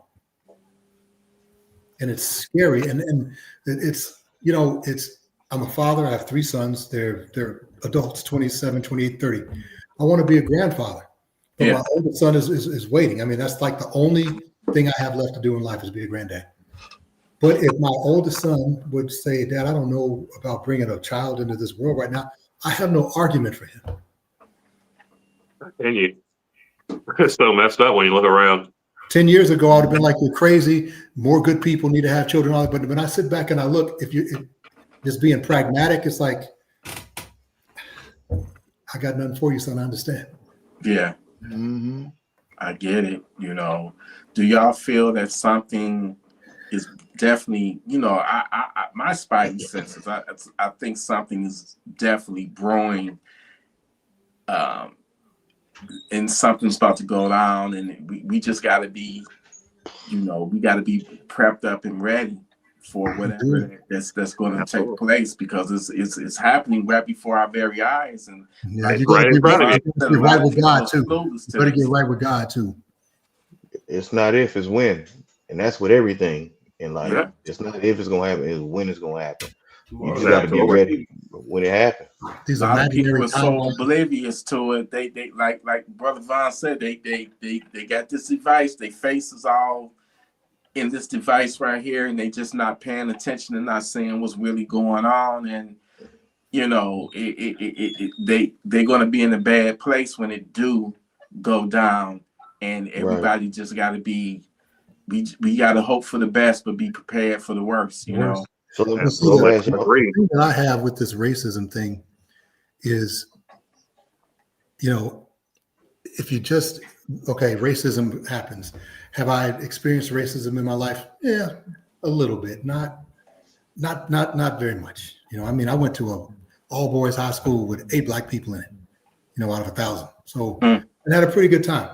You know, it was a little lonely at times, but I didn't have any blatant racism. Nobody was calling me the N-word, none of that. Well, one guy, freshman year, I threw him down some steps and never happened again. But Oh what's up, wow. Don? What's up, Don? But you know, it's if I look at the vast majority of hand-to-hand physical altercations, dangerous situations I've been in, it's all been with people that look like me. Yeah. Anytime I was ever blindsided, I got hit in my jaw, it still clicks if I yawn too big. That person looked like me.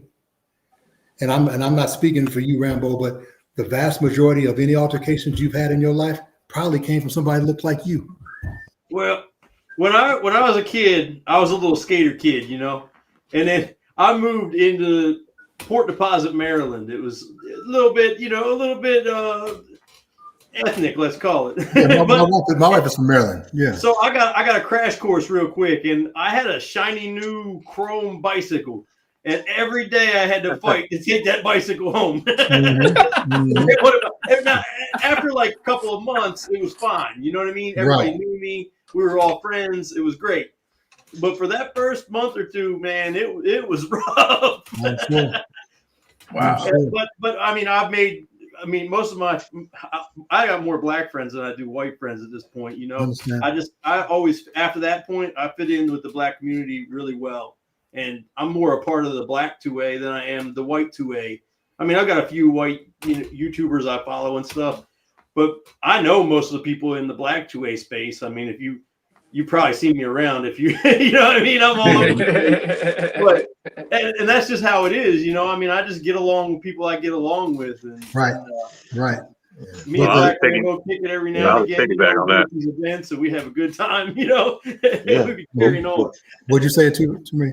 I just say I piggyback on that. I just say anyone that is just inherited racist, you know, you are not a person that works with critical thinking, because there's no way you can just say, you know what, this person is a bad person because his color of skin is different than mine. You know, that's just not critical thinking whatsoever. And just like Brother Vaughn said earlier, brother.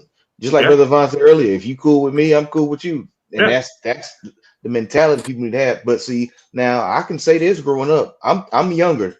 I'm probably the youngest person on the stream. And I'm probably the oldest. I'm 57. I'm probably the oldest. I think Uncle T older. Uncle T, you about like 65, 66, right? And I'm just playing with y'all. But check this out, okay? So I was born in Virginia. All right. My parents thought it was a good idea to move me, my brother, and my sister down here. I was like 8, moved to South Carolina. South Carolina. Okay. So I've experienced fights, you know, growing up as a teenager. I've experienced fights with both races as a teenager. I've experienced fights with black people, and it was never because they called me out of my name. I've experienced some of the fights with other races, and it wasn't because they called me out of my name. But I've also experienced some fights with other races because they called me out of my name. You get what I'm saying? Yeah. So I'm on both sides. I'm a Libra too. Okay, I'm a Libra, so I'm on both sides of it, man. You know, and it's hard growing up, actually, not even knowing what a cow, never seeing a cow, and then you come down here and then you get looked at like you stupid and you called a dumb dumb nigga, shit. I'm not. I don't know what I'm looking at. Right. I don't You know. know what I'm saying? I know what one is from what I've heard in school, but I don't know what the fuck. I didn't know they stank like that, man. I don't know what they eat. I didn't know the ones with the fucking with the horns was the damn males. I didn't know that shit. Right. So You have coming a down reason here, to. I'm just keeping it 100 with y'all. Coming down here, coming to the country, it was a shell shock. It was a culture shock. So I have been called, and I'm talking about, I've been called out of my name by grown men, by my friends' daddies. You know what I'm saying? So, when I went to the military, I already knew what to expect. I already didn't see color because hell, shit, I see my people up here killing each other, and I see they people killing us too. So I'm like, shit, I don't know what the fuck to believe, at this point, as a young black man. And I'm just being 100 with y'all. I'm not saying everybody's the same. I'm not. And I don't keep everybody in the same category. I know White Rambo, I can clearly see we come from different backgrounds. We ain't got the same mama or daddy. But you still my brother. Yeah. All right. Because look, it ain't because of who you are, it's because of how you are. Yes. You understand that? Right. You command respect by giving respect. And I can see that. So it's not about the color of your skin with me. My only color is green. I never my thing is I stopped seeing color when I was in the military. I was at basic at Fort Sill. That's when I stopped seeing color. I was already not even about it because I had already experienced it growing up as a little kid, moving from Virginia where it was all black, and then moving to South Carolina where it was barely any black down here. So it was a culture shock, but I had already experienced that at a young age. I know you don't go and do things you shouldn't say down in certain places now. You know what I'm saying? Right. That's just where I live. Yeah, racism is not nature's way. Right. It's That's unnatural. It's very unnatural. Very well put. So being in the military, I stopped realizing that I didn't think that this is when I say I stopped seeing color. I stopped giving a fuck about people that was on that type of shit, because I'm gonna say what I'm gonna say, and I'm gonna say it how I'm gonna say it, because everybody know what I'm referring to, and how I say it, and your perception of how I say it is your perception. I'm still saying the same thing that is known and true. Okay, I went to the military and I stopped seeing color and I stopped seeing race, and just realized we was all just fucked up together. When I met a white guy that had never seen a black person, I met two of them. They had never seen a black person before. And I said, you got to be kidding me. Because they were fascinated by us. They thought we was aliens or some shit. They was touching our skin, pulling on us. This is when I stopped seeing race. And I realized that it's how the fuck you brought up that's fucking you up. Education. That's right. Education. Yeah. That's all it is. It's all about who taught you that somebody was bad. Yeah. But when you're sitting in a fighting position and this guy's next to you, his color matters very little to you as long as you can trust him. Yeah. You know Exactly. what I mean? It really, you guys see? sit there and share food and everything else because you might he's the last thing you got, to help in that situation, I think everybody need to join the military, every male, because that was my blessing in disguise. That was my blessing in disguise, especially now growing up, being that my freaking electrician. He comes over, works on electricity. I didn't even think he liked me. He's a Caucasian guy. I was showing him some of the toys, So I was showing him some of the stuff in the safe, and he was like, I walked in. He walked in, and I was watching something on YouTube. I was doing some research. I already had the gun. I was just looking at it on YouTube. After you get something, you ain't out shooting it. You just watching videos of somebody else shooting it. Right. That's what I was doing. I do it all the time. Yeah, so that's what I was doing. And he comes in, I open the door and I say, what you think about that? He's like, yeah, I like that. Shit, that's what's up. I said, hold on, I'll be right back. And I went to the safe and pulled mine out. But Caucasian guy, cool. So the power was out yesterday for like 12 hours. And then he had called to check on me to make sure I was straight. I didn't even realize it. And it's crazy how you meet people and you can't judge people by color, man. You cannot. can't. You cannot. I'll tell you this right here, man. I've met a good person and a bad person in every race. Matter of fact, I'm just going to put it like this right here. You remember the mass shooting that happened in Montgomery, Alabama? Mm-hmm. The girl that got killed, I knew her since the 80s. Oh, I knew her father. rest in I knew peace. her cousin. Knew her aunts. Knew everybody. And she wasn't even about that life. She was just a mother, just going out on the town. It was basically homecoming weekend. It was out, just wanted to be out with the family. At homecoming, it was at the school, right? Yeah, and got killed. Man. But she didn't get killed by anybody white. She got killed by guess what? Own people. How old was she? Yeah. This young black people killing each other. You know what? Yeah. Over and over again. How old was she? I had a conversation with someone, and I was like, well, it's just, ignorance. And they woke me up. It made me think on another level when the person told me it was by design. It wasn't ignorance. It didn't have anything to do with racism. It was by design. I don't know if they're comfortable talking about it, but it just woke me up, and it opened my eyes to it just made me look at it from a different perspective. Yeah, it's not ignorance, it's knowing too much. Yep. It's literally knowing. It's the people that have thrust racism upon us. Mm-hmm. They have all the information and they know. And then it's okay. So what's old boy's name that started the Black Panthers? Fred, what's his name? Fred Hampton. Fred Hampton. See, the thing about it is, if you just delve in and do some research, it's like our conversation now. If all of us were in a pressure situation, I've got everybody's back on here. This is so simple because we think alike. That's it. But whenever you look at YouTube videos of him, you're going to have to do, second and third level research, because they always crop it and they show him right here. But they don't show you this. He had white boys from the hills carrying, they had Confederate flags, and they were flat out saying, our problems are not dissimilar. They were standing right behind him. He was bringing poor white and poor black people together. That scared the shit out of this country, because all of us, I've been in street fights, everybody's, had problems. We all have commonalities somewhere. None of us have ever started a company and underpaid our workers systematically for years.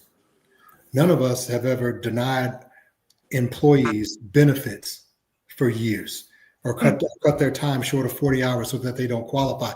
None of us on this podcast have done that. But we all either have been subjected to it or know someone who has. Right. So if that's our commonality, how can I have a problem with you? You're not my problem. You're not my problem. My problem is the greed, and I've been for years. I've been okay with corporations not paying their fair share. I think they should pay some tax, but because of like Amazon, because of the service that they provide to the U.S. economy, I'm okay with that guy getting a tax break. What I'm not okay with is him not paying any taxes. But the cumulative amount of taxes that his employees pay more than makes up for it. However, I think if you make money on this soil, you need to pay. The rest of us do, So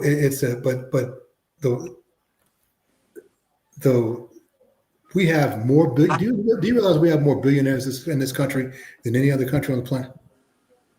I did not know that. We have more billionaires here than in any other country on this planet. Your brother believe that. Wow. In a country, okay, we don't have. I mean, we have resources, but we don't use our resources. That's why we go take everybody else's. But why aren't there more billionaires in Dubai, where all the resources are? Why aren't there more billionaires in a number of countries in Africa. Why not in India? Why not in China? Yeah, Middle East. They have a billion people. We got less than 300 million people here, but we got more billionaires than anybody. Something's wrong. Yeah, it doesn't make sense, does it? It's to me, everything in life is a math problem. That's the way I look at things, and the math just doesn't add up. And you know, like so this Mandami guy who just won the election in New York, right? Yeah. His plan is to tax the rich people, right? But then the rich people have the means, so they're just going to move to wherever they get taxed less. And then the jobs that they create are going to go in. Right. Absolutely.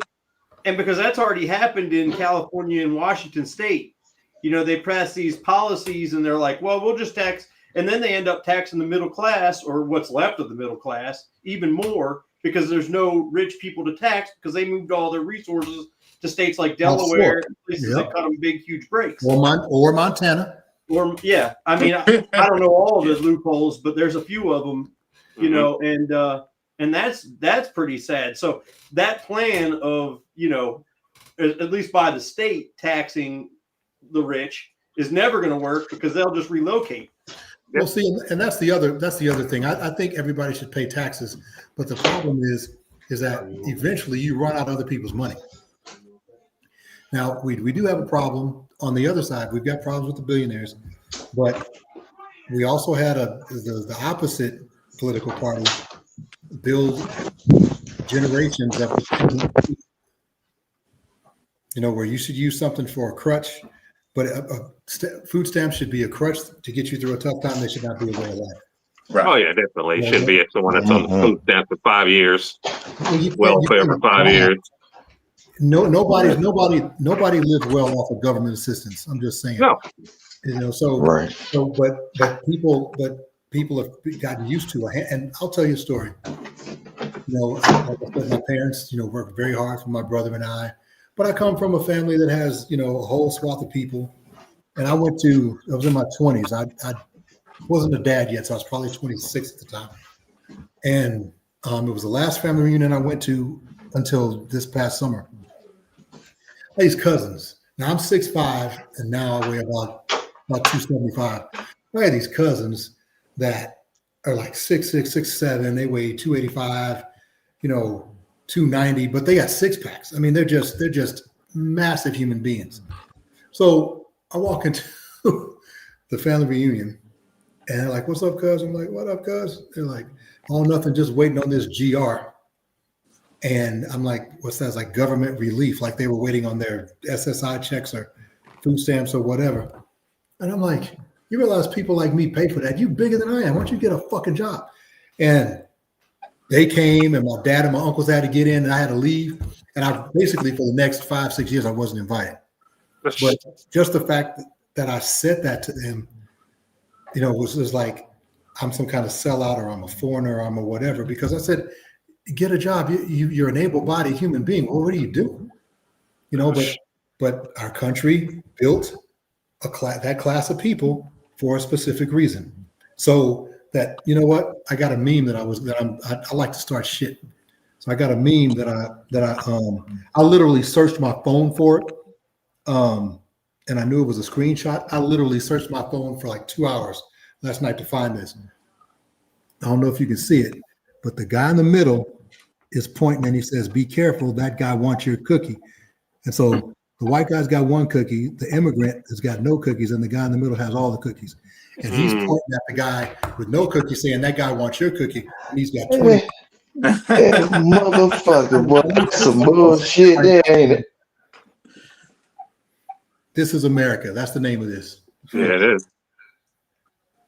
Wow. Crazy. That's deep. That's deep. Brother Vaughn? Yes, sir. Post it. I'm not trying to hold you all night. It's up to you. I'm good. Yeah, we've been on the phone 2 hours. Any one of you, I'm not trying to hold you up. I know we had 2 hours. Let's you know what we ought to do? We ought to make this a regular thing. Yeah. Like one, you know, the first Wednesday of every month or something. Just do it. Yeah. You know, and the thing is, to see, that's why I wanted to do Man Up, because I can't. I won't speak for myself, but this conversation, I feel better because being around like-minded people makes you not feel so weird and alone. And again, I spent a lot of time in the Hollywood realm to where the people that I'm sitting next to don't want to talk about anything about the shows that they're doing that they did before, or the part that they have coming up, or what party you're going to, or you're going to the after party after the concert. It's like, just go away. Just get away from me. You basically had to dumb down for the most part. Right. And every now and then I get a surprise. Yeah. Every now and then, I won't say he's a rapper from down here. He's very popular. But every now and again, you have a conversation with a guy, you're like, okay. But by and large, man, it's just brain dead conversation. Brain dead, yeah. So I need stuff like this.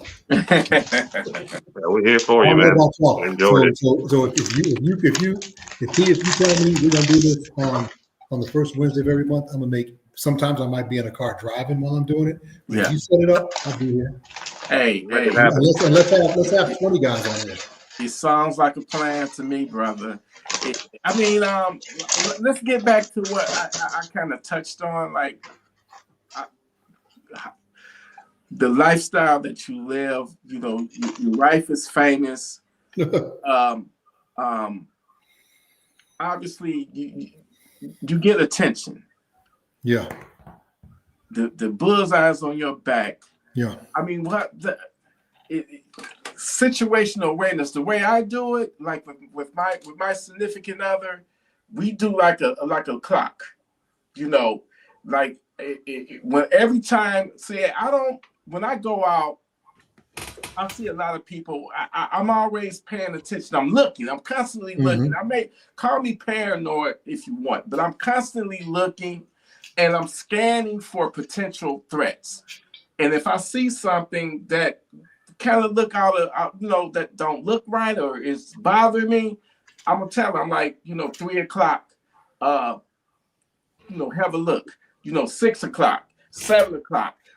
I'm constantly scanning, and a lot of people is just so oblivious because I feel like if you got situational awareness, you 2 steps ahead. And 80% of the time, I feel like you can avoid a situation. You can avoid a lot of bullshit that may be coming your way just by you assuming and just having that situational awareness, like just being alert of your environment. I know you got to be that way.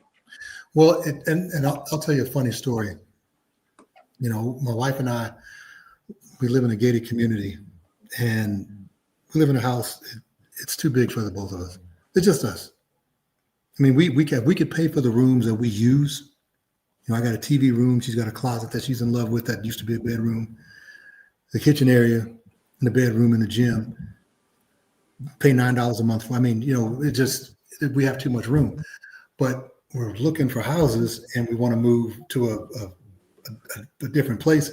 But because of her fame, where do we go? Because she needs a gate. Because I'll tell you a story. So she was married before, and he was cheating on her real bad, and it was on the show.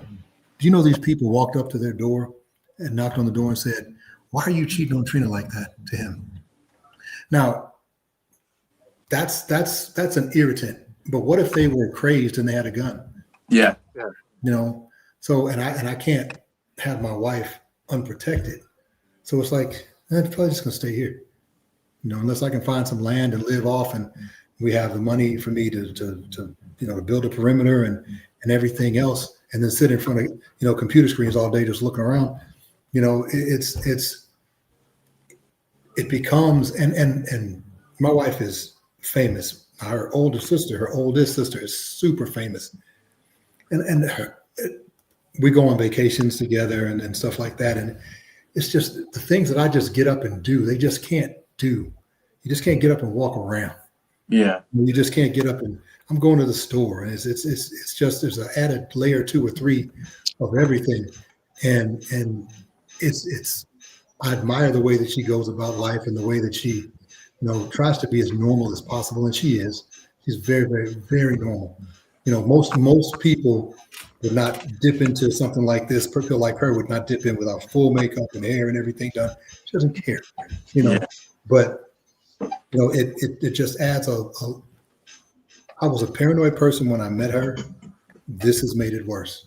Oh, brother, can I say? Okay, I'm gonna hit you with this, brother. Okay, I live outside of Atlanta. You mentioned something about land.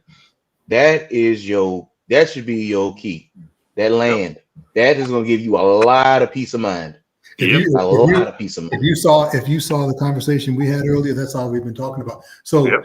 it would take me less time to get to the South Carolina border than it would be to get downtown. I'm 40 miles from the South Carolina border. I'm 46 miles from downtown Atlanta. Well, I'm in Norcross, so you know where Norcross is, right? Are you in Atlanta? Jimmy Carter. I'm in Cobb County. Well, I'm in Brazelton. Yeah, Brazelton, yep, way up north. Okay, yep. Off of 211. My phone is at 985. Or you can take 85. So take 985 to Toccoa. Mhm. That's where I'm from, but I'm in Norcross now. Oh, I know exactly where you live. Yeah, man. So yeah, small world. Good. Okay. But it's the land though. The land is out there. Yeah. The land is out there. I don't need This area. any neighbors. I'm on I 5 don't need acres neighbors. now. They're overrated. I'm on 5 acres now. That's what I've managed to stow away is 5 acres, and it's enough, you know. Okay. I got a small shooting range. I got And that can sustain you for food. For deer and all. Oh yeah, for sure. Okay, There's I got so a much question. deer I around got a here question and everything. before we go. I've been doing some research, and people say, "Yeah, have chickens, and that's a good thing. You got to have chickens, eggs, and all that." But it's best to have rabbits because of how they reproduce. They say have rabbits because they can Oh yeah. they can have babies and get pregnant the same day. When I lived in Florida, I had rabbits because I was worried about I've always been worried about this, social collapse or, whatever, any type of catastrophic event. And so I had rabbits when I lived there because everything gets trucked into Florida. You know what I mean? There's no natural resources really besides the oranges. Oranges, right? Yeah. And you can't live off oranges. I mean, they're great to have, but, right. But so, and since then, I always wanted land. So when I lived in Washington, we had 5 acres. When we moved out here, that was pretty much my, because then I can make a nice big garden, have all the tomatoes and peppers and everything I need. Like I said, I got pecan trees, I got a pear tree. Nice. You know what I mean? And you can just keep adding to that, and every year gets better. I'm going to tell you something that probably will get this thing shut down, but I'm going to say it anyway. Plant yourself. Won't be your first time. Plant yourself some apricot trees, and I'm going to tell you why. Apricots have B17 in them, and I'm not going to say it, but look up what B17 cures. Okay. You can go to Mexico and you can buy a bottle of B17 like it's Robitussin, but if you try to bring it back, you're going to go to jail for a year. Huh. Plant yourself some apricots and plant some apricot trees. Just Google B17. What does B17 cure? And I'm sure you can figure it out now. Just don't say it. Yeah. But get you some. I've got an apricot tree right there on the other side of the pool. And if we do move, I'm digging that shit up and taking it with me. I eat probably 6 apricot seeds per day. Per week. Just a couple every other day. Just do yourself a favor, man. There's all kinds of. And my wife just bought me an apothecary book that has all of the homeopathic stuff in it. I'm big on that, because if you're on your land and you see dandelions, pick that shit up by the root and eat it from the root. Blood Make pressure, good wine too. blood pressure and blood sugar. And make wine out of it. Drink it. That pulsane. And if you grew up in the hood, it's a little reddish green vine that used to grow in the crack to where the building came down and the street was right here, but grow in this little area here. Eat that. That stuff has got so many. Put it this way. Do this. Look at your weed killer. Just pick 3 of the weeds that it kills, and then go Google the medicinal value. Just do that. Wow. It kills these 3 things. Go Google their medicinal value. Go see what medications that utilize that weed. Watermelon seeds any good? Absolutely. First off, it's nature's Viagra, but it's also good for blood pressure stabilization and a whole host of other things. Yes, and that's the thing. When I eat, like I ate an apple the other day. I ate the whole thing. I didn't eat the stem, but I ate the whole thing. What's good for a diabetic or borderline diabetic? Okay, a couple of things. First off, dandelion root is huge. There you go. That's that black watermelon seed. There you go. Eat it. But yeah, I took a handful earlier. dandelion root is good. Honey too, right? Honey is good. Beet juice. Honey, but ain't honey sweet? They want you to stay away from sugar, right? That's nature's honey. That's not the same. It's a different kind of sugar. The sugar you get from eating an orange is not the same thing as you get out of H&C. Out of a bag. It's not the same. Okay. And the other thing is, you can do a lot. My mother, I'm going to say this in parts. My mother had diabetes. At some point in time, my mother got a stem cell therapy. And later on, my mother didn't have diabetes. It's just a blessing. Yeah. Or is it science? I've heard a lot about the stem cells just from listening to other podcasts and stuff. Yeah. I'm curious because I'm starting to age. I'm 46 years old. I'm going to be 47 this year, and my knees and stuff, I feel it. I mean, especially with the rain now. Were you on here when I showed them? Were you on here when I showed them? Yeah. Oh, yeah. I was watching. Yeah. And I'm going to pick your brain about that one of these days. Please, me too. I'll give you more information than you ever wanted. Yeah. Especially not in a forum like this. If we're just talking, absolutely. Yeah. Absolutely. If you put it this way, joint replacement is old technology. If you don't want a joint replacement, you don't have to have one. You've got PRP, you've got stem cells, you've got exosomes, and then you've got this other stuff called biocartilage. So if you want to keep your factory parts, they grow biocartilage. It looks like this. It's gonna block like this, like the old Velveeta cheese. And think of your knee cartilage. Think of it like the heel on a man's dress shoe. Some people we wear our heels out on the outside. Some people wear them out on the inside. Yeah. What they do is they look at that, take a 3D printer, and they cut that out, splice it in. So if you're like this and it's like this, and they splice it and make it a rectangle again. Now they have to immobilize your leg for a little bit, but they shoot stem cells in there, and then they become that cartilage becomes yours. It heals, and you've got a brand new knee. And what about for back injuries? I've had stem cells in my back. Okay. I broke my back twice. I was playing overseas. I got undercut. I've broken it twice. So I've got a doctor here right off of Pleasant Hill, and he does the procedure with something. You need a fluoroscope, and it's a real-time X-ray.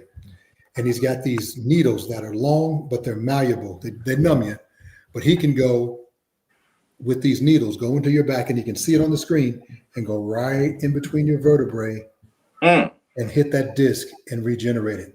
And I had it done. Matter of fact, it's going to take you a while, but if you scroll back on my Instagram, I did it live. That's how little it hurt. I laid on the table, and he did the procedure, and I talked to the people the whole time he did it. I'm going to look that up tomorrow. Yeah, I did. I pulled my own PRP. I mixed the stem cells. I gave it to him, and he did the procedure. It's on there. That's amazing. Mm-hmm. That's amazing. But yeah, if you have any questions like that, you make sure all these dudes have my number, brother. My thing is, okay, I have a back injury I was listening to y'all, but I had my mic muted. I'm eating some chips and dip, but the VA said I need to have a fusion done. I've done everything. I have done everything. My L4 through my S1 is completely shot. I'm sitting down with y'all. Y'all can't see my legs is just like wiggling back and forth because it hurt. That nerve damage. So let me tell you. I won't say his name here, but I'll put you on the phone with a guy who has the exact same story with you. He's got hardware in his back, and I'll say Dr. Shelton's name because he's incredible. He does incredible work. He's right at the corner of Peachtree Industrial and Pleasant Hill. He just had the very same procedure I'm talking to you about.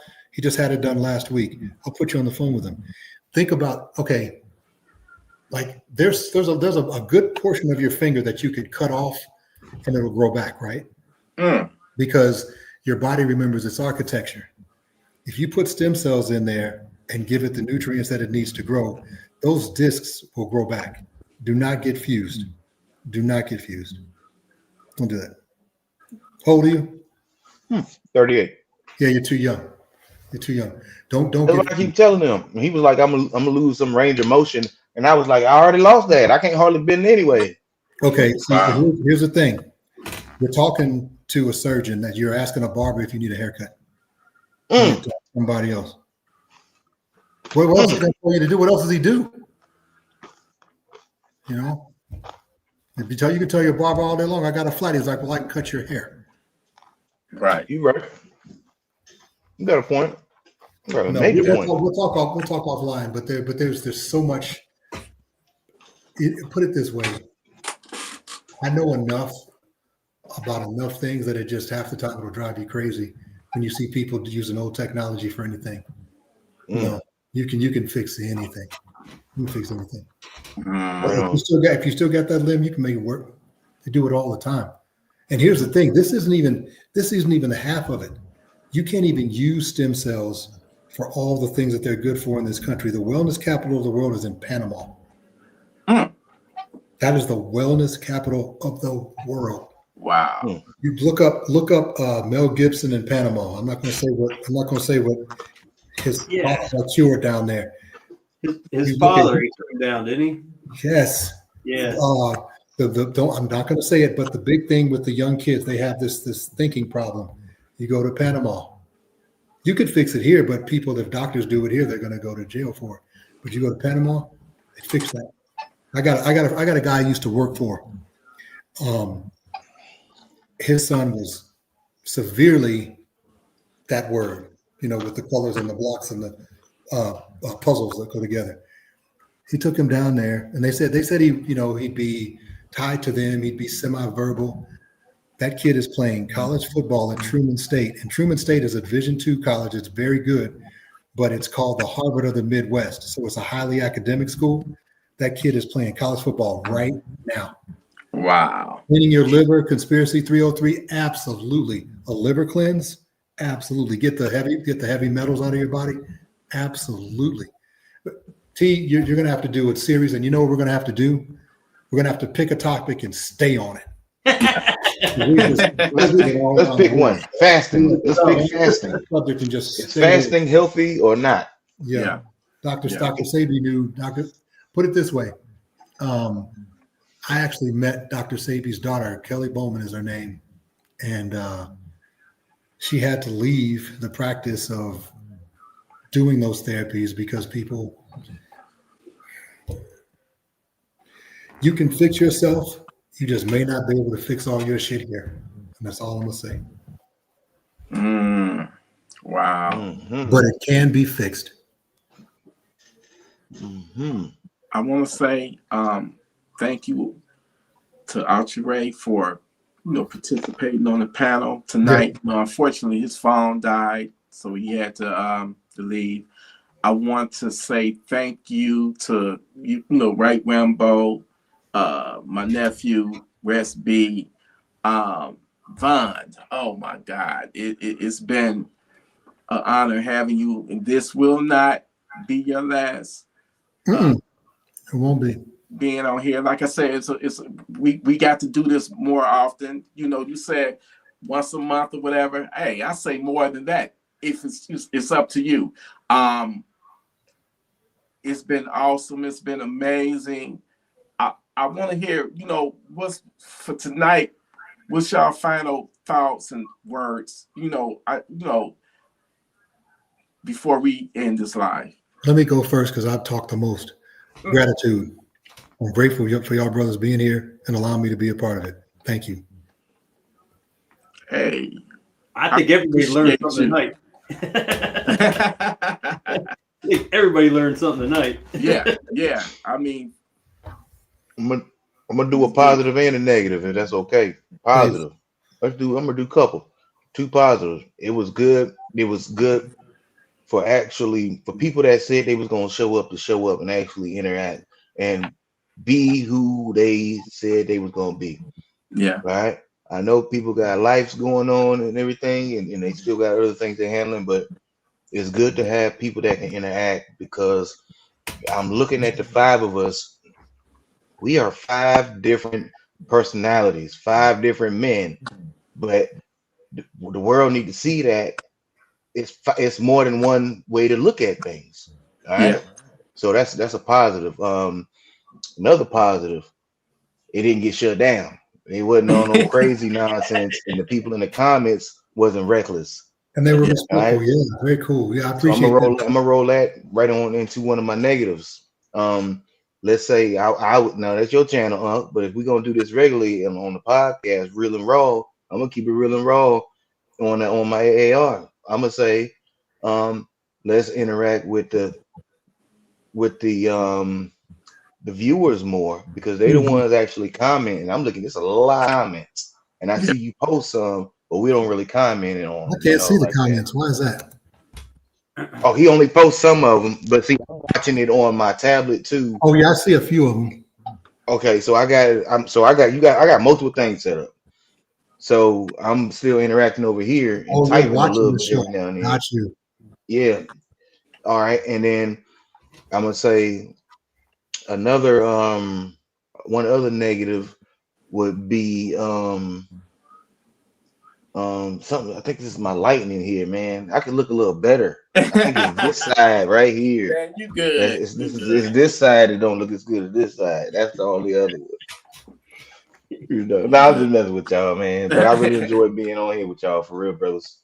You know what's one other good thing is we agree on more than we disagree on. You know, Right. I mean, we're not always going to agree, right? And it's good to have different You opinions. shouldn't. Right. But really, collectively, we agree. You know, even though we're from different backgrounds, different places, we agree on a whole lot more than we disagree on. Mm-hmm. You know? We got more things in light than we don't. And that's it. That's everybody. That's everybody. I mean, we can all relate to something in our lives, you know, more than one. But you know, the only people that I can't relate to making $100,000 an hour. I have no frame of reference for that. You know, but that's a very small microcosm of people. The overwhelming majority of us, I mean, that's 99.999997% will never do that. So we can all agree on something. It's that top 0.00003% that just sit outside of everything. The rest of us, we all got the same problems. Right. Yeah. Right on. We all have to work. We all have to work tomorrow. Yeah. Man. Yeah, it's the truth. And then it's the differences that divide us, and most of them come from what we told. You know. Yeah. Yeah. You got to remember, from the outside looking in, we might look a little different. What's different? The hair follicles, the pigmentation. Other than that, shit, we all the same. Peel my skin off and turn it inside out. And put it back on me. We're all donating a pint of blood, and you tell me who the white person is. All right then. Come on. I got nothing but love for everybody. Exactly. Amen. So my thing is this. So if we can see that equality, why can't people see the equality in? So I'm one of them. I don't care if you want to kiss another man in the mouth, do it.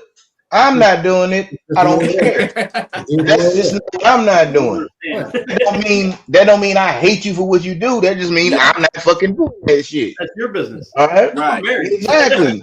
You worry about yourself, and I'm gonna worry about me, and that's how everybody gonna get along. Right. Right. That's it, man. Too easy to do the right thing.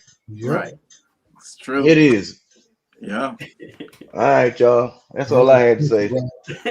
Thank you all. I want to thank everybody for joining. I want to thank all of the viewers that joined in. I appreciate every single one of y'all. Without y'all, this channel would not exist. You know, so thank y'all for tuning in. Thank you for the people that's going to watch the replay. Y'all got anything y'all want to plug or whatever before we go? You know what? I do. I do. We got a new sponsor. My wife and I do a cooking show. Oh yes, I And was gonna bring that up. Mondays. Food you be making that y'all be making, it looks so delicious. Bro, she made this apple pie this Monday, and she I never saw made. Bro, it's. I hate to say it, man. It's the best apple pie I've ever had. It's so good. She just comes up with the. Wait till you see. We're making a Russian dish on Monday. Wait till you see that. But we got a new sponsor. It's called FlexNet IQ, and it's all about it's about wellness. But it's we'll have telemed coming online very soon. You can get all your peptides, your hormone replacement, testosterone, all those things. You call in, you get a blood test, a mail-in blood test. They can give you all your hormone replacement and all of that. And it's a quick, easy, and effective way to maintain. You guys are younger. And I'll tell you, as a guy in his 50s, I've maintained pretty well, but there's some things that are lacking. That's part of the aging process. So if you get on it early, you can keep things where they are as opposed to letting them break and trying to fix. But with FlexNet, we're gonna promote wellness, and we need to talk about that too. But that's a selfish plug. But thank you.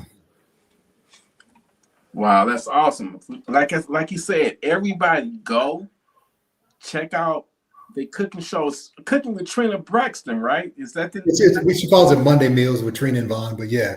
Okay. But it's on Trina Braxton World on YouTube. That's the only place we do it now because Instagram doesn't pay. So we gave too much free labor away. But yeah, it's Monday Meals, Cooking with Trina and Vaughn. Yeah. Man, I wish I lived in Florida. I'd be at your house every day. She cooks so much, we have to have people over because I can't eat it all. Right. I mean, I know I can, but I can't allow myself to. It's food everywhere all the time. So shout out to you, James Walker, my brother James Walker. Shout out to you. Next live I do, James. I know you said you was coming, man. I originally Saint the Realist was supposed to participated, but for whatever reason he couldn't make it. He was in the chat.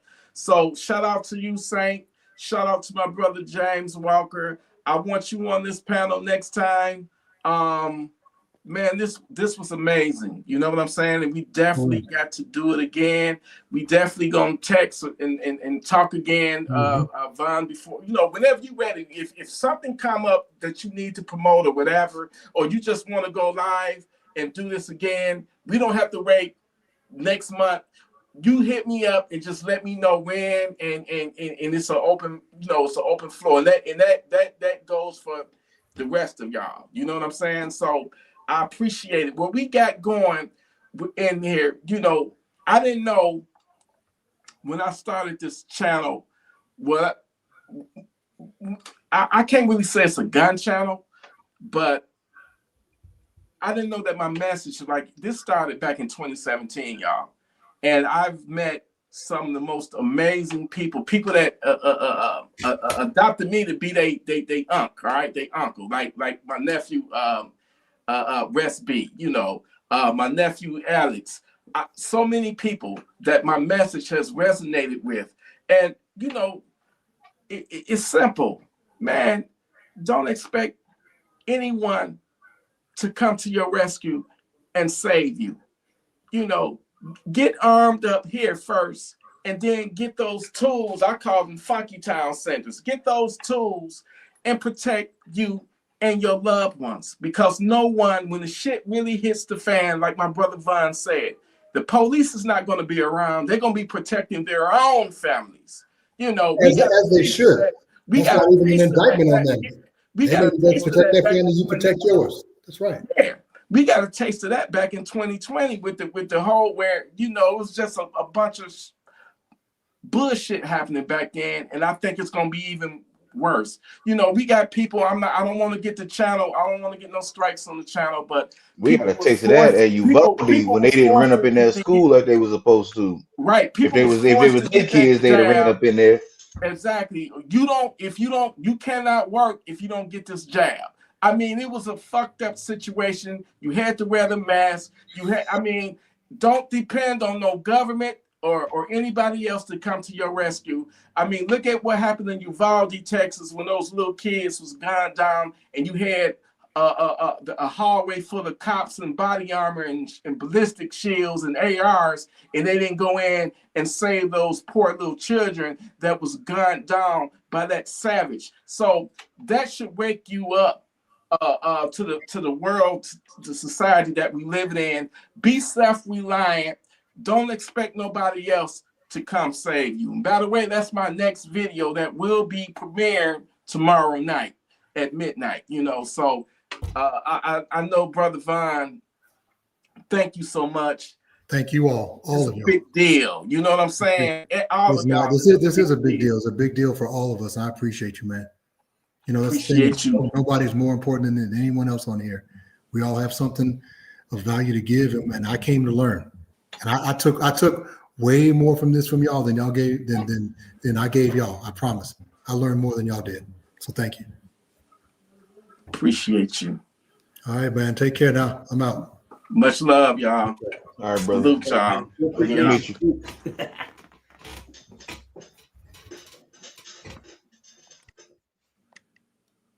That was fun, man.